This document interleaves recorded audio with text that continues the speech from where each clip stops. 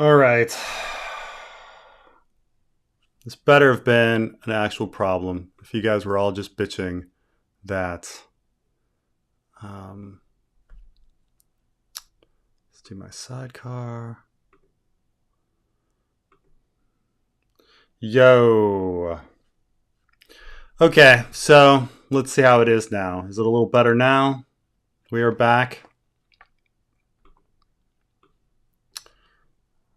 In fact, the streaming works halfway around the world. It's amazing. Yes. Hi. Okay. Is it all fixed here? Are things better here? Okay. Aggro CAG, you could just post it again. But we'll see how it goes here. Okay, now I gotta set all this shit back up. Where are we here? Comments and reactions. There we go. Okay, now we're back. Fucking technology. Okay. So, back to talking about fucking. I gotta talk about. I still gotta talk about this goddamn Aegon thing and the Bond villain. Let me. Let's wait for a second until everybody gets back again, and then we'll figure this out. Okay.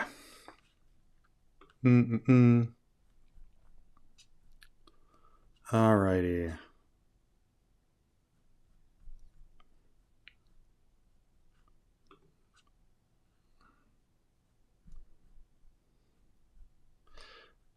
Okay. This question, I realize, does actually relate to House of the Dragon a little bit, and this scene. Okay, so everyone's back on. Woohoo! Things are great. Okay, so when Varys talks to Kevin, so we know that Kevin's going to die. Varys knows that Kevin's going to die.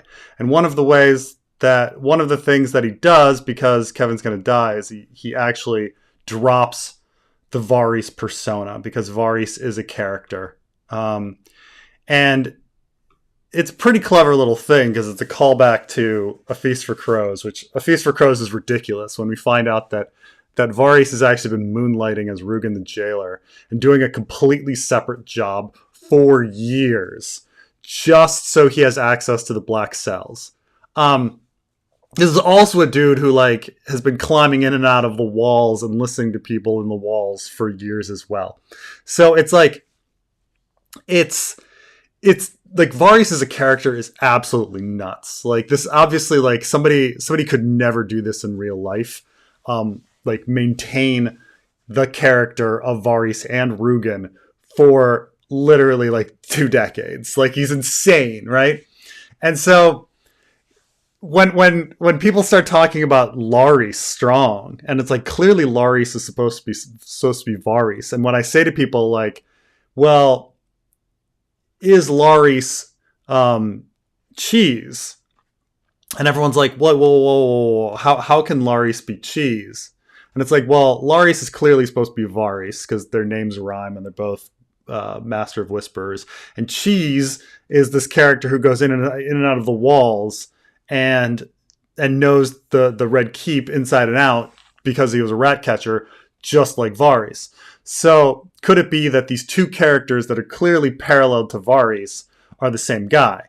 And everyone's like, well, you're insane, Preston, because Larys Strong as a Clubfoot, and you're like, well, the whole thing about Varys is he's been putting on a persona, 2 personas his entire life, ridiculously, past what anyone could do in real life. Could Larys Strong do the same thing and fake having a Clubfoot his entire life?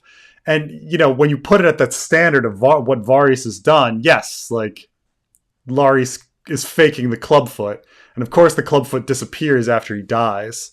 So yeah, I mean, I personally have in my headcanon that Larys Strong is faking the Clubfoot and that he's cheese.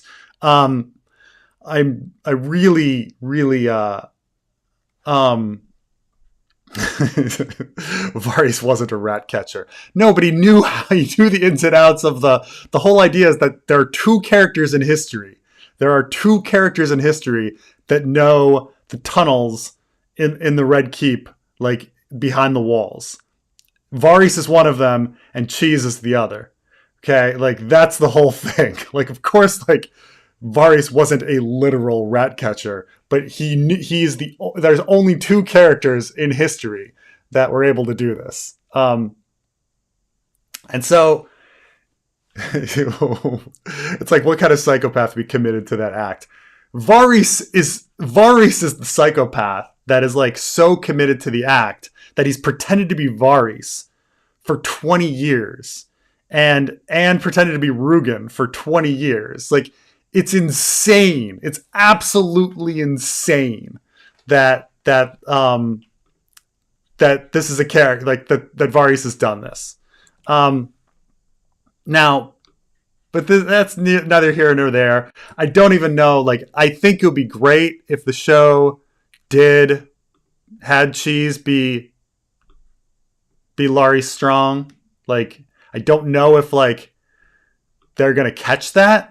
Like, I think it was definitely like George's intention to like have that implication. Like, you know, again, like George doesn't usually like write stuff, you know, committing to one thing or the other. He kind of like writes something ambiguously and then figures it out later. Like, that's more his style. So like, so I don't know, like, you know, if it's in George's mind, if it's necessarily true. I think it's so subtle that I don't think many people are like catching on to the fact that like Larys might be cheese. Like, that's a very, very subtle thing. I don't know. Like, it's not, you know, I certainly came to the idea on my own, and later I looked it up and other people had come to that idea. So it's like, I'm not the only person who's like thought that Larys Strong could be cheese, but I think it's pretty subtle enough that I doubt the showrunners are gonna like catch it, you know? I would love it if they did. It would be fucking. I'm looking forward to that moment quite a bit, where we find out where Cheese appears, and because otherwise, like, you know, these two random characters, why even have them fucking there? I don't know. Anyway, back to the scene. So the eunuch's voice seemed deeper. He is here. Aegon has been shaping for rule since before he could walk. He has been trained in arms as befits a knight to be. By the way, as well, like, I think, when did Varys say he was castrated?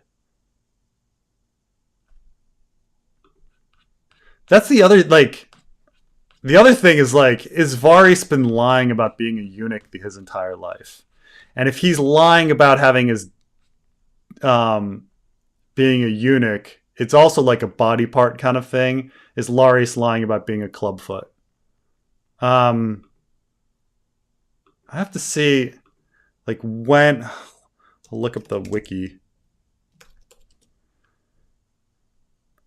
Because, I mean, obviously he could be castrated after puberty. But if he's castrated before puberty, his voice isn't going to be going low. History. According to Pycelle, Varys was born a slave. He was orphaned during his stay in Myr. Yeah, it's ambiguous. We have no idea how old he was, but we have ambiguous. So it could have been after puberty. Who knows? But we don't have any definitive proof that Varys is a eunuch at all. So that's fine as well. So he could be faking being a eunuch, just like Larys is faking being a clubfoot. So then he says here, okay, Aegon has been shaped to rule before he could walk. He has been trained in arms, as befits a knight to be, but that's not been the end of his education. Now, the interesting thing about Aegon has been shaped to rule since before he could walk is that Jon Con doesn't come in to take care of Aegon until Aegon is about 4 or 5. So someone else was taking care of Aegon before Jon Con.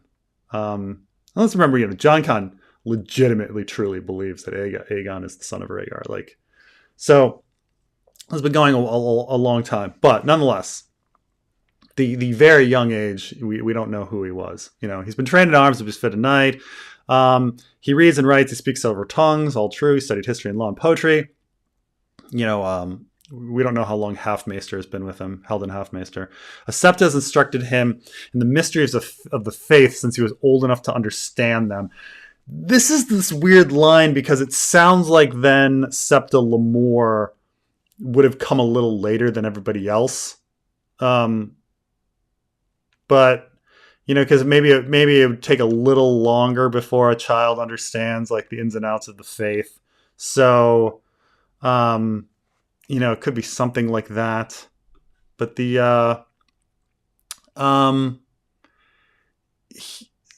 I guess it doesn't really matter, but a lot of people talk about, the Ashara Dane situation. And so, there's the question of whether or not, like, timeline wise, if Ashara Dane,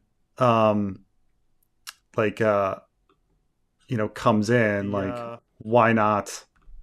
Like, wouldn't it, if Lemore is coming in around when he's like 6 or 7, what's Ashara Dane been doing for a bunch of years? Now, she could be doing lots of things. She'd be acting in a different role than Septa, or she could be doing, or she did, she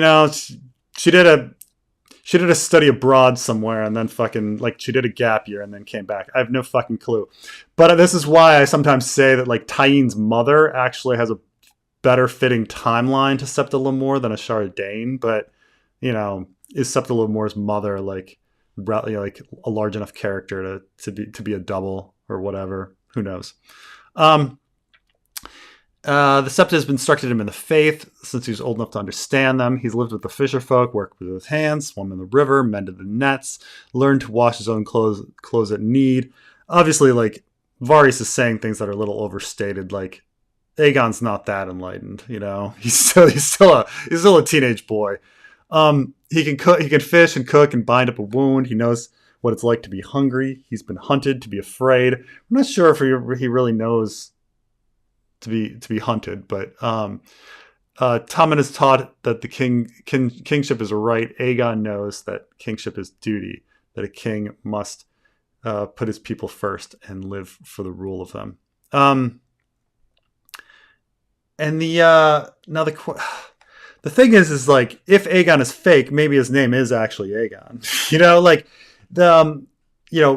Is there something in Varys' speech that actually says he's the son of Rhaegar? I think maybe he says something about Aegon is real or something, or Aegon is here.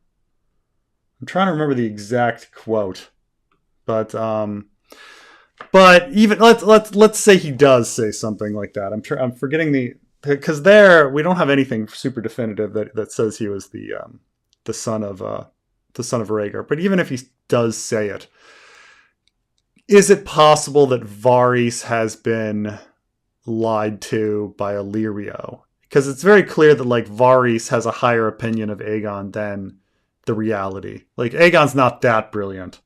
But Varys seems to believe he's brilliant, more brilliant than he is.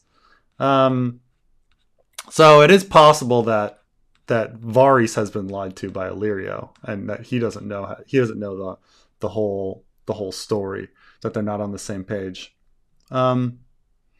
Yeah, let's see. I need a refund of my one Bitcoin super chat.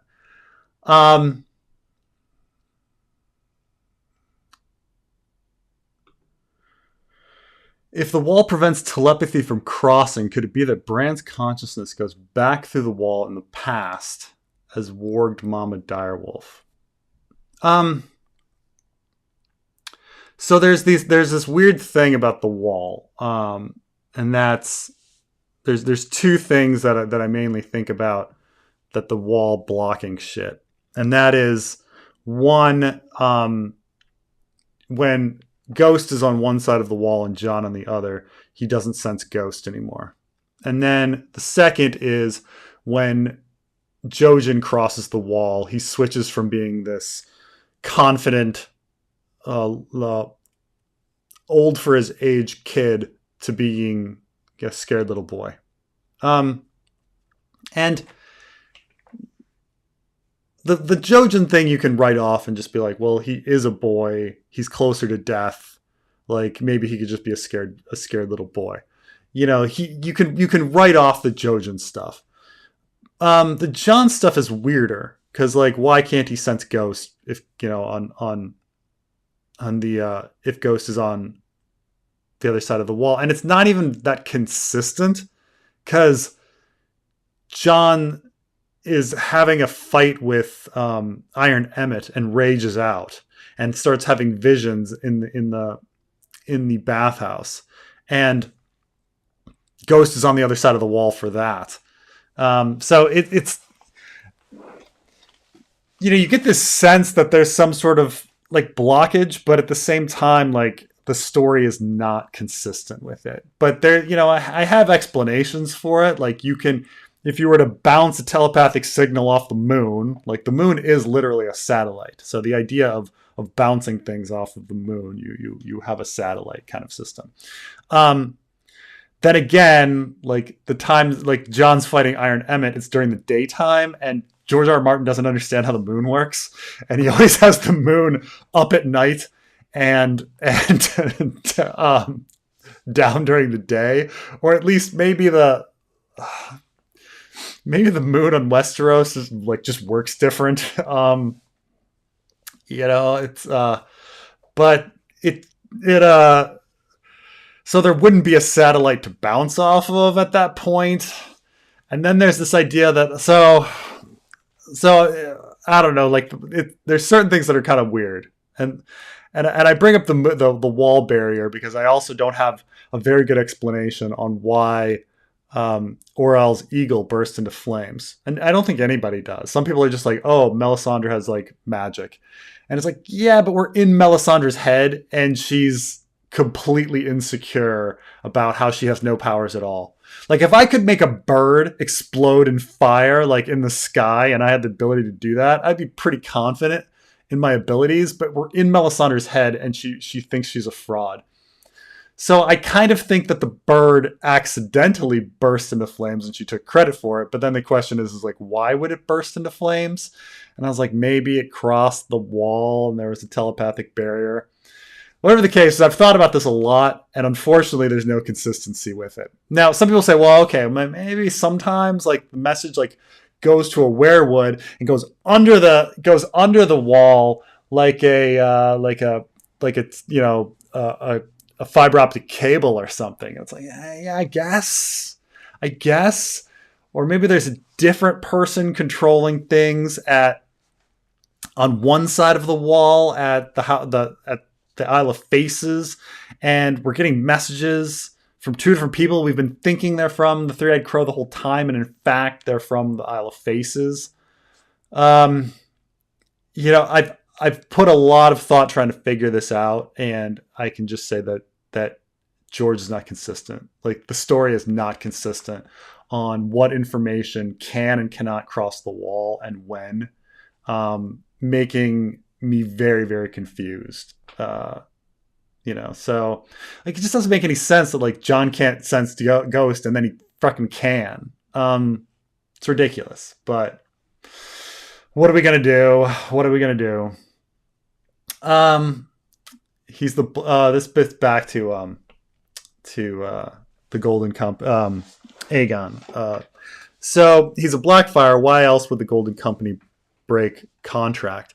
So this is also ambiguous because obviously we're supposed to think about this, right? Like the Golden Company is the Blackfire sellsword company. They're known for not breaking their contracts.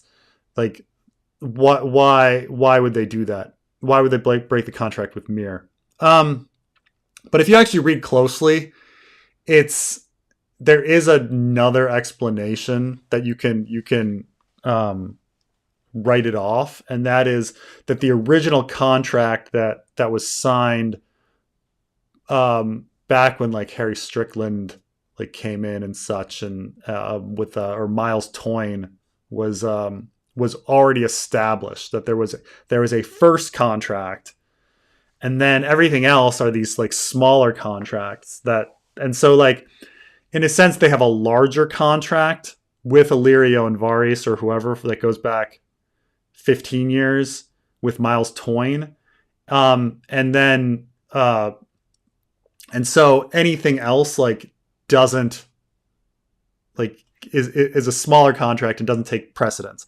That's one explanation. The other explanation is that a lot of time is given to explaining who Harry Strickland is, and how he is not really that honorable of a guy and is thinking about money and things like that, and that this is just he just takes the best opportunity, and so there are other ways out. Like, it's true that it's a little weird, and we're supposed to think about that. It's obviously weird that the Golden Company, this completely honorable company that never breaks their contract, breaks their contract. But then we find, but then we actually meet the company and they're just a bunch of dudes. Like they're not this huge honorable company of perfect sellswords. They're just a bunch of dudes, and Harry Strickland is just a dude. And so so we have those two things. There's the idea of the Golden Company that's been put on this pedestal, and then we actually meet the Golden Company. And it's they've been harboring these Blackfire sentiments for years, and they live with all of this honor, and they never break a contract. And it's yeah, and they're just led by Harry Strickland. That's it.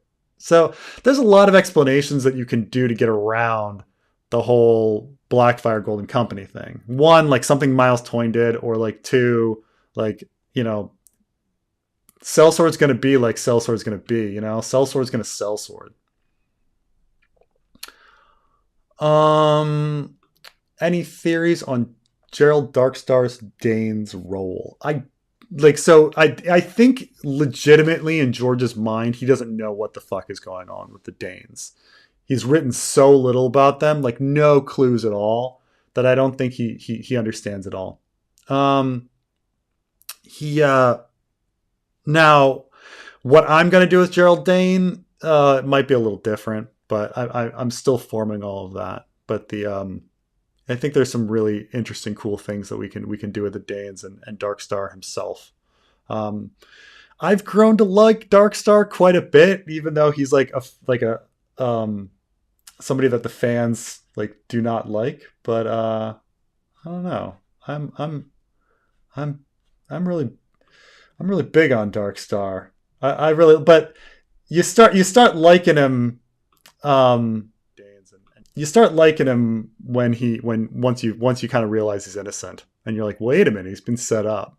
But a lot of people don't like the whole thing. I'm supposed to be a badass, and then he's, and he keeps talking about how he's a badass. But I don't mind him. I like him a lot, especially when you consider the company he's with. You go in and just, the people that go into the desert, when you think about what they're actually up to, and what they're planning and how shitty it is, Darkstar, and then then Darkstar gets framed for this horrible act that clearly somebody else did, whether it be Silva or Dre. Garen is not close with them, so clearly it's either Silva or Dre slashes the girl in the desert. So when you consider what shitty human beings the other people are, and how Darkstar gets framed, all of a sudden Darkstar looking pretty, a lot better. So I'm hoping he's gonna have a cool role in the future. What's up with the Chinese housing market? I mean, you got a lot of market irregularities there, but I don't really think too much of it. Is there some sort of big crap? So people are saying that there's There's a bunch of plunges, but they say this every freaking year. I don't know. Doesn't real estate crisis. Homeowners not buying. The thing is, like I say, like there's bailouts and so much of the Chinese economy is publicly funded that it's not nothing's going to happen all at once. And so I mean, if anybody is sitting around like hoping for like China to collapse in their lifetime, it's just not going to happen. So like just stop or if it's going to affect your life at all, like is there some sort of investment where you're short selling on them? Do you get Schadenfreude from like knowing that a Chinese housing market is going to like fall? Like it's not going to end China. It's not going to end the Chinese government. It's not really going to affect the rest of the world. I don't think it's it's not something to be too concerned about. I mean, housing prices are a bunch of fake imagined like bubbles anyway. So, an imaginary bubble bursts. Okay.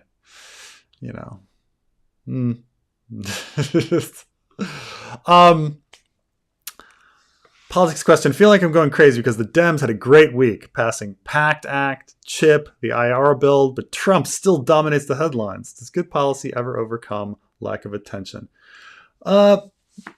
Now this works both ways though, right? Like, so it's true. This has been a funny, it's been a funny week with politics, but maybe I should save it later. So I'll because we're going to get back to this, but,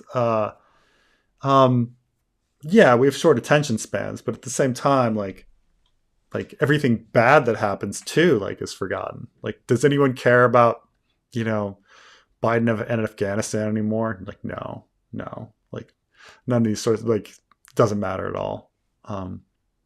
Everything is about like what happened before. Now, people do vote about policy. And so if these policies are actually good and not just some sort of media attention thing, then, they'll bring along voters and such. But we'll talk about this later.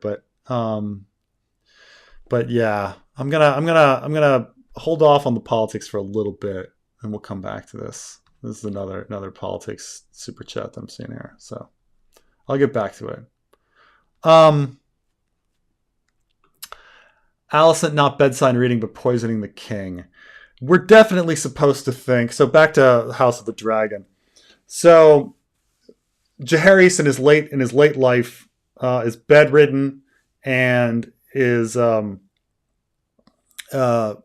Alicent Hightower is there in the end, like reading to him.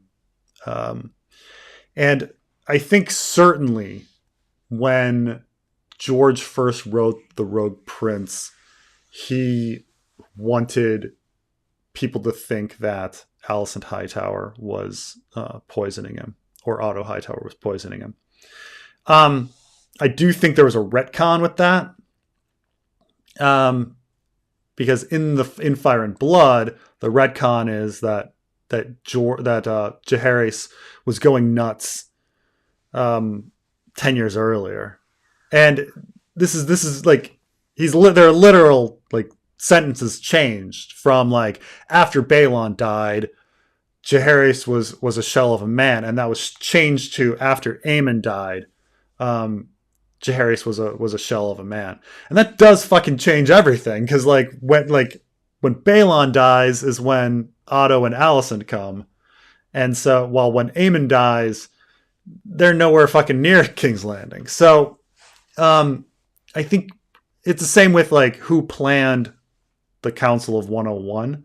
Like originally, when you have the Council of 101, like happening after Balon.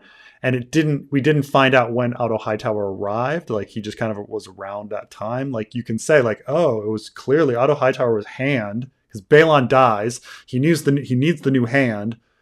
Otto comes in, recommends the Council of 101. The Council of 101 is how Otto Hightower is doing. Fire and Blood retcons that. like it retcons it like, no, actually, like Otto hadn't come and it was all Vaegon's idea. So you're shifting the blame from the Hightower specifically to Maesters or a Maester conspiracy. With so the result is kind of the same, but you're saving Alicent as a character. Like Alicent's clearly involved in the Maester conspiracy. It's just whether or not she's more of a pawn than anything else. But yeah, it's like the Hightower Maester conspiracy is a thing, I believe.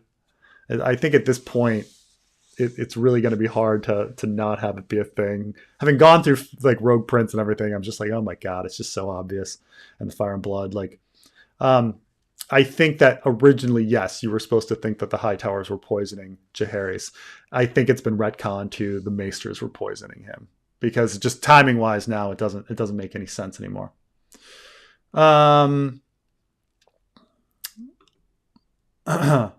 Fanfic idea. To save Cersei, Tyrion cuts her tongue, sends her to the Silent Sisters. She meets Joanna, who has suffered the same fate, so Tyrion became Tywin. I mean, interesting and all, but man, would you really want to take away Cersei's like dialogue? I mean, fuck, like, Cersei's got some great zingers, like great fucking zingers, right? Like her dialogue is wonderful. Like, why would anyone want to take away Cersei's dialogue? Super chat. Thank you. I think there's another one that was just a thank you that I forgot to do a thanks to. Or did I miss it on the last one? Anyway, thank you, super chats. The I think this is funny. So Varys could be 1, a full man, 2, Aegon's mother, 3, a squisher. Well, the low voice makes me think he's, he has testicles or had testicles up and like he had puberty and then had testicles up until puberty and then had them cut. Let's see here. I'm a little late. Did we talk about George R. Martin news? No, not yet. No, we haven't talked about his latest blog. I really like R plus L equals A. And the Septa being a Shara. I was like, for a moment, I was like, R plus L equals Shara? Whoa, that's going to be a tough one. R plus L equals Aegon, and the Septa being a Shara. That's certainly a possibility. Like, they're all born around the same time, and we have the baby swap possibility in Starfall. It's certainly possible that Aegon was at the Tower of Joy, and that Ashara like took him off. And then people could say, well, what about the show? And you say, well, the show merged like Jon Snow and Aegon. Or, at least, we're first led to believe that Aegon is at the Tower of Joy for a long time, and then it's revealed to be Jon or whatever. It's all a possibility. Like they're all the same age. There's stuff happened at Starfall. Shit happens, it's certainly possible that the Septa could be Ashara or Tywin's mother or anybody else, or a random woman. Does Dorne follow a different faith? They are too liberal to follow the Seven, honestly. Like a schism would explain their different religious beliefs. I think this has more to do with the idea that Christianity, and you gotta be like, well, first of all, the faith of the Seven is just Catholicism, right? That's all it is. But there is this idea that in different places, religion can be interpreted differently, and so, especially prior to inquisitions and things like this, where the Catholic faith like literally sent people out to like check on people's ideas and then correct them. And I actually, so I actually like studied a bit of Spanish history, so I know quite a bit about Spain specifically and the Spanish Inquisition, which, you know, happened for many hundreds of years. And, you know, they actually have like actual Inquisition reports that you can read. And keep in mind, the Inquisition wasn't just like grabbing people and torturing them. Like there was some of that, but there was also just like dudes going into towns and being like, okay, tell me what you believe God is. And then people like telling the traveling priest, and him being like, no, like, let me explain to you what God is, you know? And so you have these like reports on like, you know, you know, these traveling priests coming in and people being like, well, I believe that God is nature, and he's like in trees. And like when I grow crops, like I'm growing pieces of God. And when I like harvest my crops and I take God and then I eat God, and God becomes part of me. There's literally these things from like, you know, 1000 AD of like 1200 AD, more like 1200, of people like writing these things. And today, like these kind of like hippie ideas would be like, yeah, you know, it's pretty standard. Like, you know, we just let them go. But to like the Catholic faith at the time, they're like, no. Like, first of all, no. Like when you're growing crops, you're not growing fucking God, okay? And you're not eating God when you're eating your fucking crops. Like just stop that shit. Like what are you doing? like so I do think it's a bit like that. I don't know like specifically like how much George knows about Spanish history specifically, because you know, there's a lot of stuff with Dorne where I'm just like, this is absolutely nothing like Spanish history. You know, he seems more focused on like British and German, French kind of ideas of the Middle Ages. But and this just comes with the fact that, you know, he's going to be reading things that are translated into English and stuff like that. But and, you know, American culture like gets fascinated with the British, and the British are connected with those cultures the most. But so there are some weird things about Dorne, them being like liberally loose and like with sex and bastards and stuff like that, and Roynish culture, and so the Faith of the Seven is just interpreted weird. They think they still worship kind of like these turtles and stuff that just doesn't fit. And I just think it's supposed to be like that. Like the idea that when you go to different places and you don't have inquisitions like correcting things, like people are going to interpret things differently, you know? Even today, like the Spanish are some of the most liberal people in Europe, while the Polish are some of the most conservative, and they're both Catholics, right? You know? Well, different types of Catholicism, you know. Why didn't Alysanne's dragon want to fly north?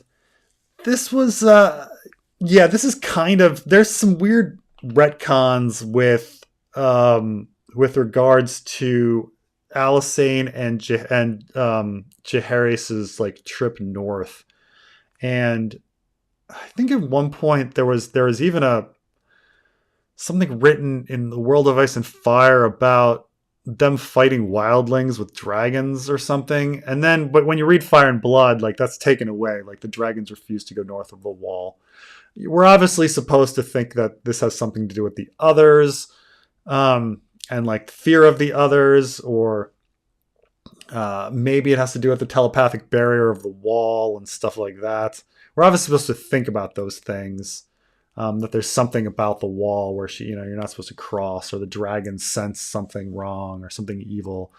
It definitely hints about, you know, whether George's original plan was White Dragon, and that when Daenerys like going past the wall with the White Dragon was just stupid idea, and that's the real thing that causes like the wall to fall and the others to come. So but yeah, it's a bit like anytime I get one of these things where I'm like George is inconsistent on it, I'm just like, what was he thinking? Does he have a definitive reason to it? But I think it's just that like he needed the dragons not to go north of the wall, because as an explanation for why the wildling lands were never conquered and entered into the Seven Kingdoms. You know, he's creating some sort of like hint that there's something bad will happen if you take your dragons north of the wall. And I think maybe that bad thing is the show result, which was probably, the more I think about it, like it's a big wonder among fans whether a white dragon was George's idea. But I think in the end, I'm leaning towards the white dragon being George's idea, like just because D&D wouldn't come up with something that bold. Yeah. Can we go into the topic of how humans aren't rational? Yeah, I'll get to that when we get into politics. So I'll come back to these kind of things. Cheese and eggs are quiche. The wall is made of quiche. That's true. Oh, man, I'm so behind now. Time traveling Bran's second life is actually Sweet Robin. He remembers Cat. He fears falling. I don't know if you've ever talked about that. So I've definitely talked about the idea that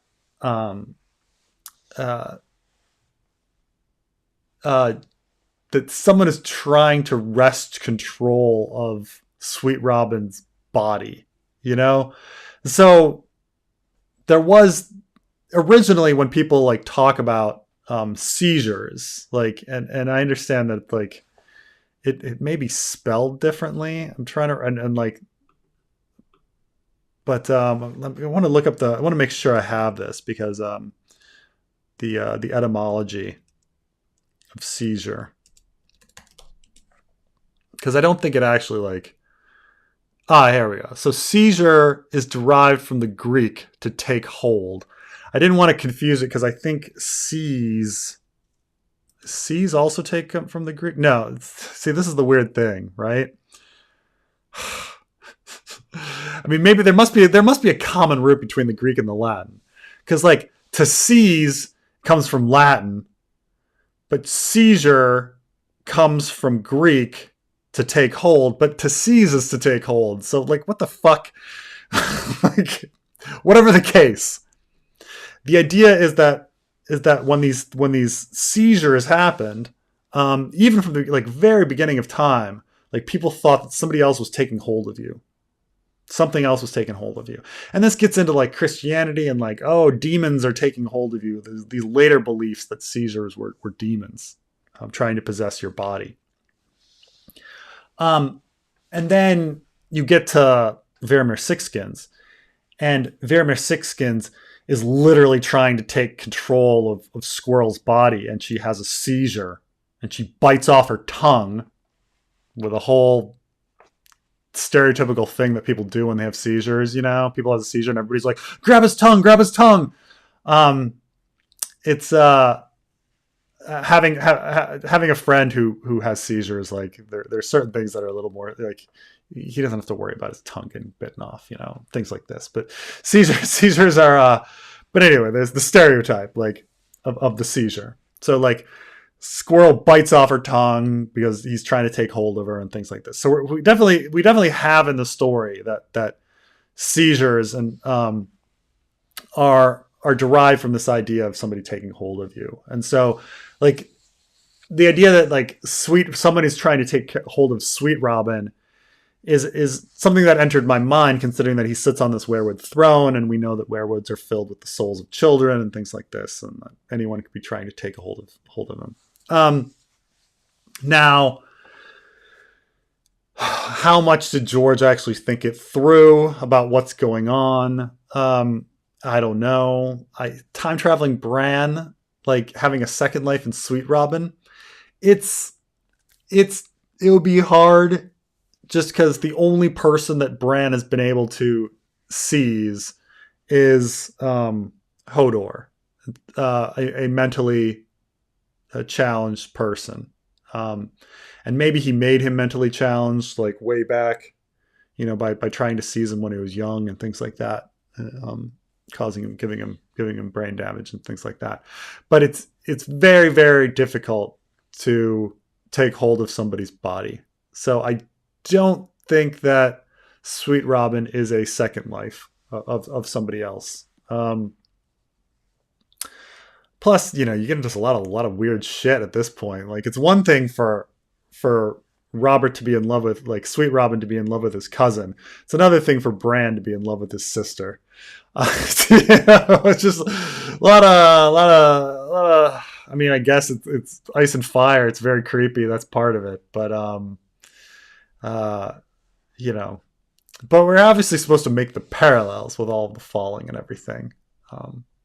And the sweet sleep and all of the things that are similar between the Bran story and the Sweet Robin story. Sitting on Weirwoods of thrones, being fed sweet sleep, talking about flying and falling and all sorts of stuff. We're obviously supposed to make those parallels. It's just, whether they're the same person when a parallel is being made is another jump.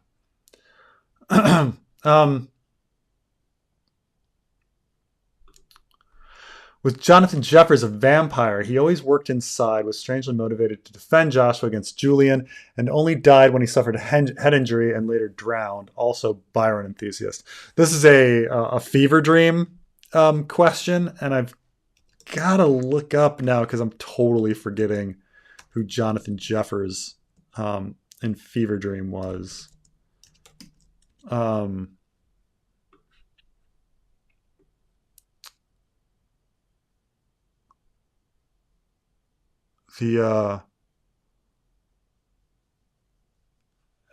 Also, is Jonathan Jeffers like one of those people that's actually from history that it's been a few years. No, Jonathan Jeffers is just the character. Okay. It's been rather a lot of years. I think I last read Fever Dream in like 2018. But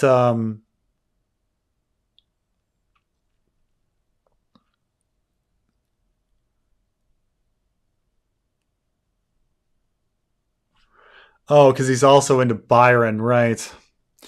So in Fever Dream, like, so George R. R. Martin when he writes, so George R. R. Martin is super into poetry, and he doesn't really realize that like most people are not really into poetry. Poetry is really kind of an obscure thing that most people don't sit around and enjoy. Like even big bookworms will be super into books, but there's very, very few people other than like specific English majors that like sit around and like really appreciate poetry. Now maybe there was a different time, maybe in antebellum America, like people were really into reading poetry and such. But he inserts these characters in various stories that like love poetry because he loves poetry. And he likes Byron, and so he has like all of these characters like Byron. And so one of the vampires, Joshua, I remember he's really into Byron, and one of the reasons he sympathizes with humanity is because Byron was human, and he connects, And so could Jeffers also be a vampire? I don't know. I'd have to go back into it, but I'd like to say that he just need the Byron connection is probably pretty loose because he just needs characters to bring up Byron. That everybody's fucking into Byron in this story irrationally because, one, all these people are into poetry, and then two, they're into poetry and they're all into Byron is just kind of a ridiculous kind of thing. I'll have to look back at it, but I don't know. I don't think so. Also, keep in mind that like vampires are not turned in fever dreams, so like you'd have to be like hundreds of years old and all of that. Um, do you think Stannis will burn his daughter? I mean, this was definitely George's plan. Um, so if you're saying like, will he do it in George's story? Like, if George's story ever comes out, I think that would probably happen in it. I don't necessarily like. I mean, the idea of Shireen getting burned. I think there's a much more interesting story if Shireen stays alive. But I'm also really partial to like Stannis's like men. Like even if Stannis were to die, I really fucking like um, Justin Massey and Richard Thorpe and all of these and Clayton Suggs and all these other characters. I fucking love them, and I would love to see what they did if they were now trying to run things with Shireen as their pawn, and the story continued that way. I think that's a much more interesting story than Shireen burning or Stannis burning Shireen and just like having the entire like plot line collapse. But I don't know. That's just me. Um, can you explain long short economics? What is long and short in economics? Stock marketing. Two different things. I'll get back to this. I'll start. Let me come back to some political stuff in like 30 minutes. But I'll start talking about. But long and short mean different things in economics and stock markets. But you know, but we'll get back to that. Will the fanfic include a new map, glossary, and appendix? Every legit fantasy story has those. So yes. I didn't think about the map, but you're right that it should absolutely have the map. But not that there'd be necessarily too many new places to like include on the map. But yeah, the appendix wise, I know that some of the fans in the Discord are already like assembling an appendix. And they sent me an appendix question a few weeks ago. Because there's some crazy fucking appendix shit with regards to the Estermonts and with regards to the Swans and some other stuff that just doesn't fucking make sense. And so like I got a question like, what do you believe is going on? And I was like, okay, like this is what's happening, like in my mind, like some stuff just makes sense. And like some people try to like logically plan it out. Like, there's some dude in the appendix that's his name's like, I'm just picking a random one, but his name's Todd. And then in one appendix, he's a grandfather. And then in another appendix, he's a great uncle. And you're like, oh, are there like two Todds? Or and you're like, no, there's just like it's just a fucking mistake. And you're like, but in the in the text, like we hear about a lord. Is this Lord Todd? And you're like, when it doesn't make sense because in the text they said he was this, and in the appendix he says this, and it's like, well, I take text over appendix, but two, like be logical. Like George wouldn't have had somebody in the text and then a completely different person in the appendix. Like he's clearly trying to have them be the same person. He just fucked up. But there's a lot of, but we're going to try to have an appendix that in there that fits. But yeah.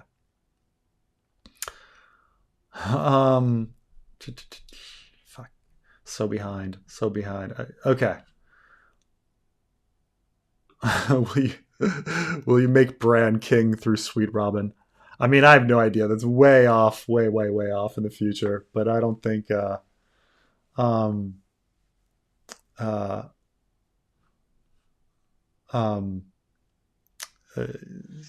we're talking like end of Dream of Spring. We're talking way off in the future. So I have no idea what we're going to do with Bran. I don't think I don't think Sweet Robin is being skin changed by Bran. Spain is most liberal after Inquisition. I'm talking about today. Spain is most liberal. Like, obviously not after Inquisition. Like, Jesus. Spain went through some pretty strict times. Um, do you honestly think that Aegon, the first sons, were not his? Obviously, the Maesters and the Faith. Um,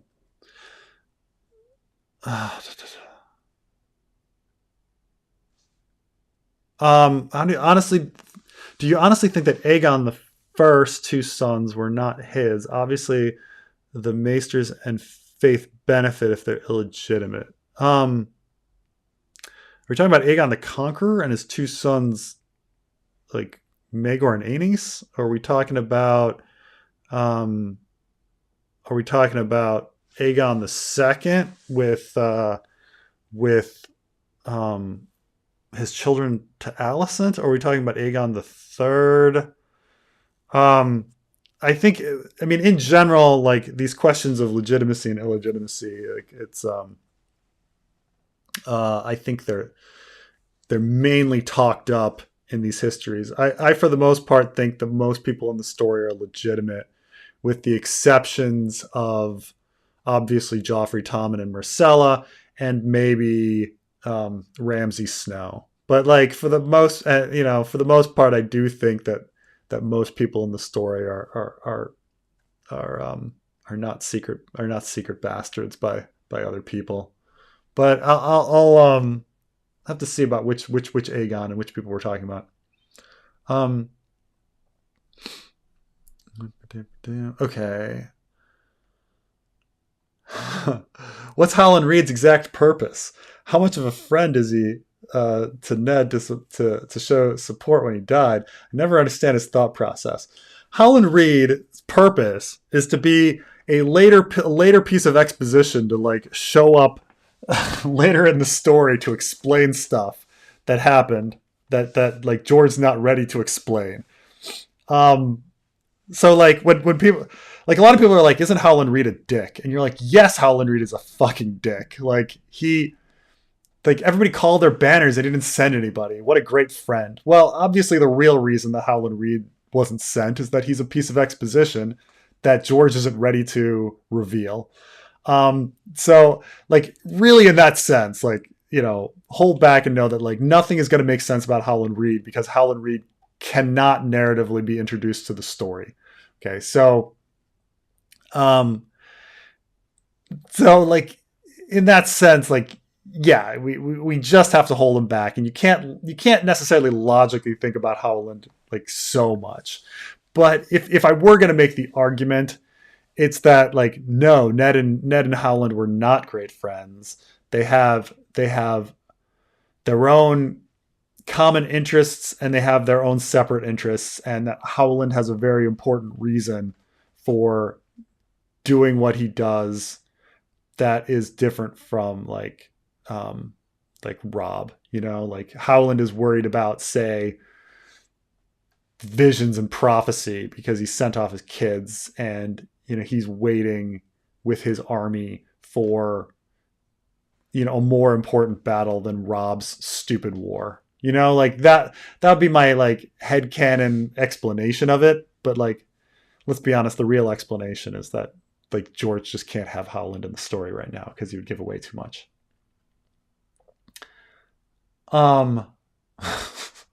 Would Cersei have developed a sexual relationship with Joffrey if he had grown into manhood? No. No. I mean, even besides the grossness of it, like, but by the way, son mother sex is seen as very different among human beings as any other sex. So like cross culturally, every culture in the world views mother son sex as taboo. And in fact, so there seems to be some sort of biological or like idea that like the son mother sex doesn't happen. Keep in mind that like father daughter sex is not universally like trashed, but like, and even when we go to like primates don't do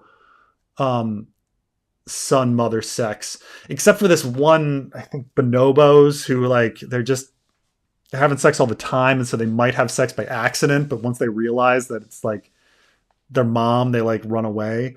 But it's yeah, it's really, it's kind of a universal taboo, which is why the probably the most enduring story of all time is Oedipus, because it's like gross, and gets people like But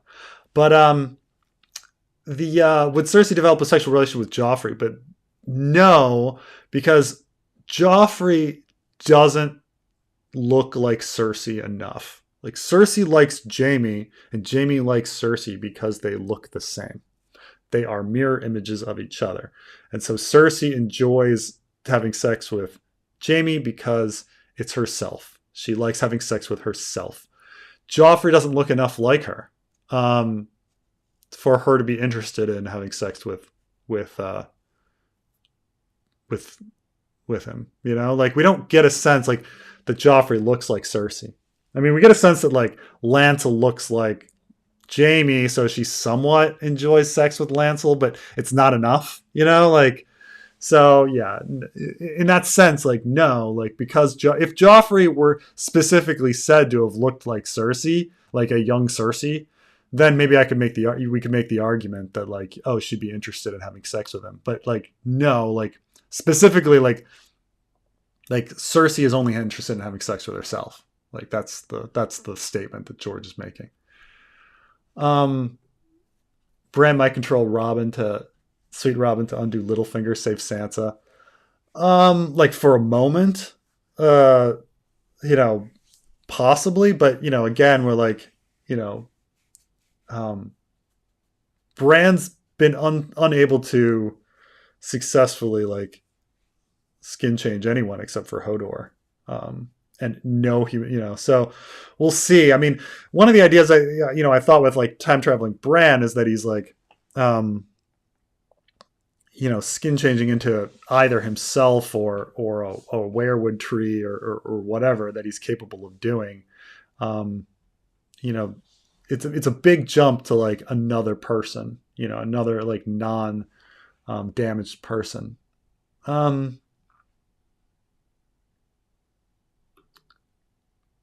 Just to make it unambiguous, you think all the dreamers impaled on the ice spires mentioned twice in the books are all Bran? I do. I think when he talks about there being 1,000 dreamers impaled on spikes, like I think that it's a reference to Bran having done this 1,000 times before in a time loop. Let me actually do a search of spires to see if there's any more besides the mention. Very interesting. So with the fan fiction and stuff, we've been like, you get really into looking to see like whether George uses a word, and like so you do a lot of searches. To see like, well, how often does he use like like I was just doing a search of shit. So I wanted to talk about like I needed to have a character like go to the bathroom and leave a scene. So I was like, what do we call that? Like, do they ever use the word like garderobe? Which is like a medieval. So the side of castles, like the shaft that you crap in or pee in, it's called a garderobe. And like, how often does George use that? And it's like, well, he uses garderobe once, so it's pretty unusual. He uses privy quite a bit, so you're like, okay, so it's called a privy. I can throw in garderobe like. If we're really talking about like the privy a bunch, maybe you could switch it to garderobe, but let's just not do that. But like I was looking up spire, and there's certain words he like starts using in a Game of Thrones, and then they fade out, and then there's words that he's like that he picks up later and stuff like that. It's very interesting stuff considering that like the world, like a lot of times you'll do a search for a word and it's only in the world of Ice and Fire, and you're like, oh, a book not written by him, and you're like, okay, well, we're not using that word. So there's huge language difference between the World of Ice and Fire and his work. Like he's remarkably consistent actually, but it's weird, just weird stuff. But yeah, the spires. The actual quote here is that he's a frozen wasteland where jagged blue-white spires of ice awaited to embrace him. That's one thing. They flew up at him like spears. He saw the bones of 1,000 other dreamers impaled upon their points. He was desperately afraid. That's an interestingly written line. A frozen wasteland where jagged blue-white spires of ice waited to embrace him. It's like, is the wasteland waiting to embrace him, or are the spires waiting to embrace him? It's a frozen wasteland where jagged white spires of ice waited to embrace him. I guess it means the spires are waiting to embrace him. Yeah, he's yeah. Let's see here.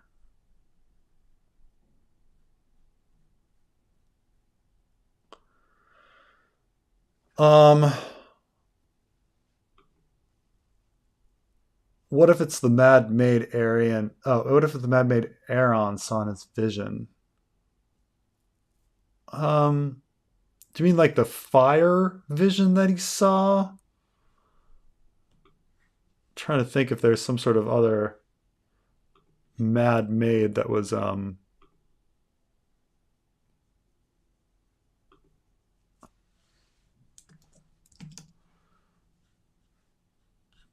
Mad Maid.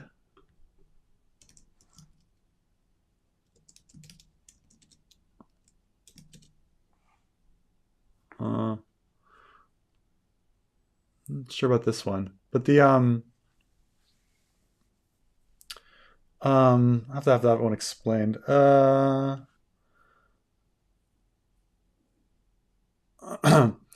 was Arya considered the heir, or her twin to Jaehaerys I, when he was a boy king? Why not their mom or Alysanne or his sisters?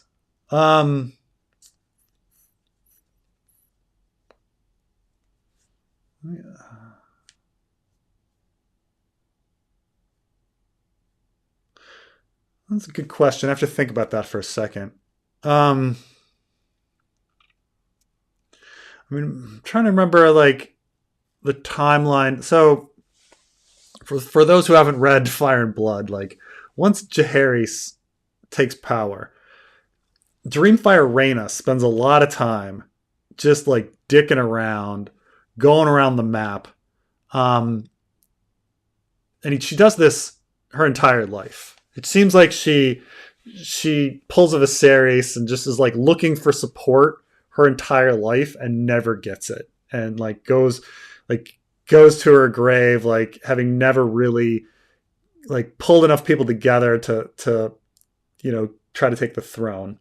And her two daughters, who may or may not have been swapped, it doesn't really fucking matter. But Arya at one point is named Jaehaerys' twin, Jaehaerys' heir, and I'm guessing that it's for political reasons, because like on the one hand they're trying to keep Dreamfire Rhaena off the throne, so why name her the heir? Because what if Jaehaerys dies and now you've got Dreamfire Rhaena's daughter like as queen?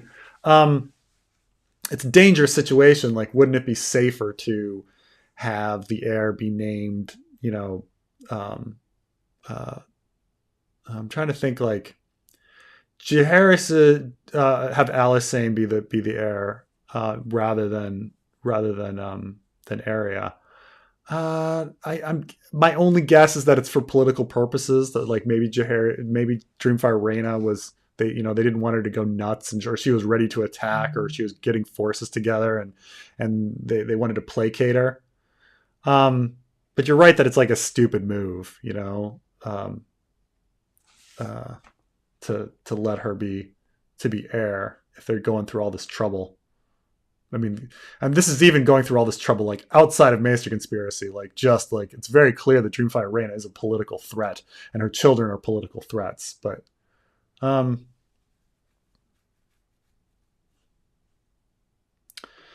Jojen fits the physical description of Greenseer, but Bran does seem to be more powerful than him in some ways. Any explanation for that? I've thought about this too. Like, so Bloodraven says like, oh, the people that aren't physically fit are actually the best Greenseers. And this kind of makes sense in a genetic sense that like, if they're all inbred and they've got those special genes, they're also all inbred. So they're going to be freaking weak and sickly. But Bran is not weak and sickly, or at least not genetically so. Like, he's a strong boy who can climb and would have been a great knight in all of this. He's only weakly because he's been paralyzed. So, like, his genetics aren't weak. Like, so he shouldn't really be a great Greenseer according to the Bloodraven logic, right? Like, he's not this, like, inbred kid. One could make the argument about, say, Jojen or Sweet Robin, who are little more, weak. Like, why is Bran the one that gets, I don't have a very good explanation. Like, logically speaking, like Jojen or Sweet Robin, like, fit the Greenseer, like, idea that Bloodraven, like, speaks of. Rather than Bran. But I think I think George is just like pushing that connection. Like, oh, well, he's weak and therefore like he fits this description. It's one of those things that like, like Jon Snow being a bastard and everybody being like, well, that makes him a broken thing, just like Tyrion or just like all of these women, or just like this, Brienne being Mammoth or Paralyzed Kid or all these other people that are like, underprivileged in our story. And then when you actually read the story, you're like, actually, Jon being a bastard isn't that bad. Like, he was raised in a castle with a rich family, and he's super strong and super talented, and everybody on the Night's Watch seems to love him. Like, he's not really persecuted for being a bastard at all.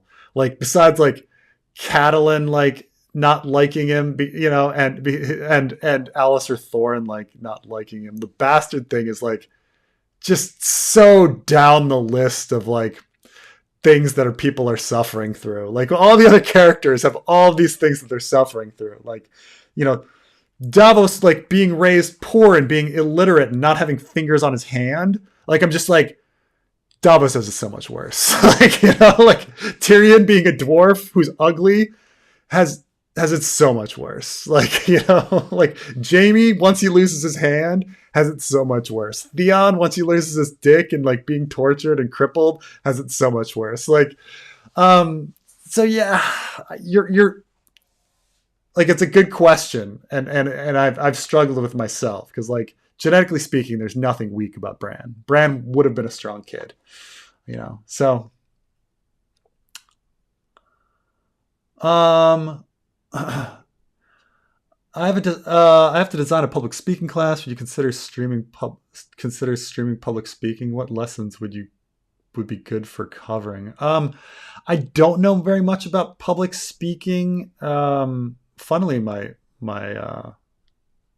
wife and my sister both like did a lot of it. I'm not a very good public speaker. I stutter all the time, and so I don't know much about it really.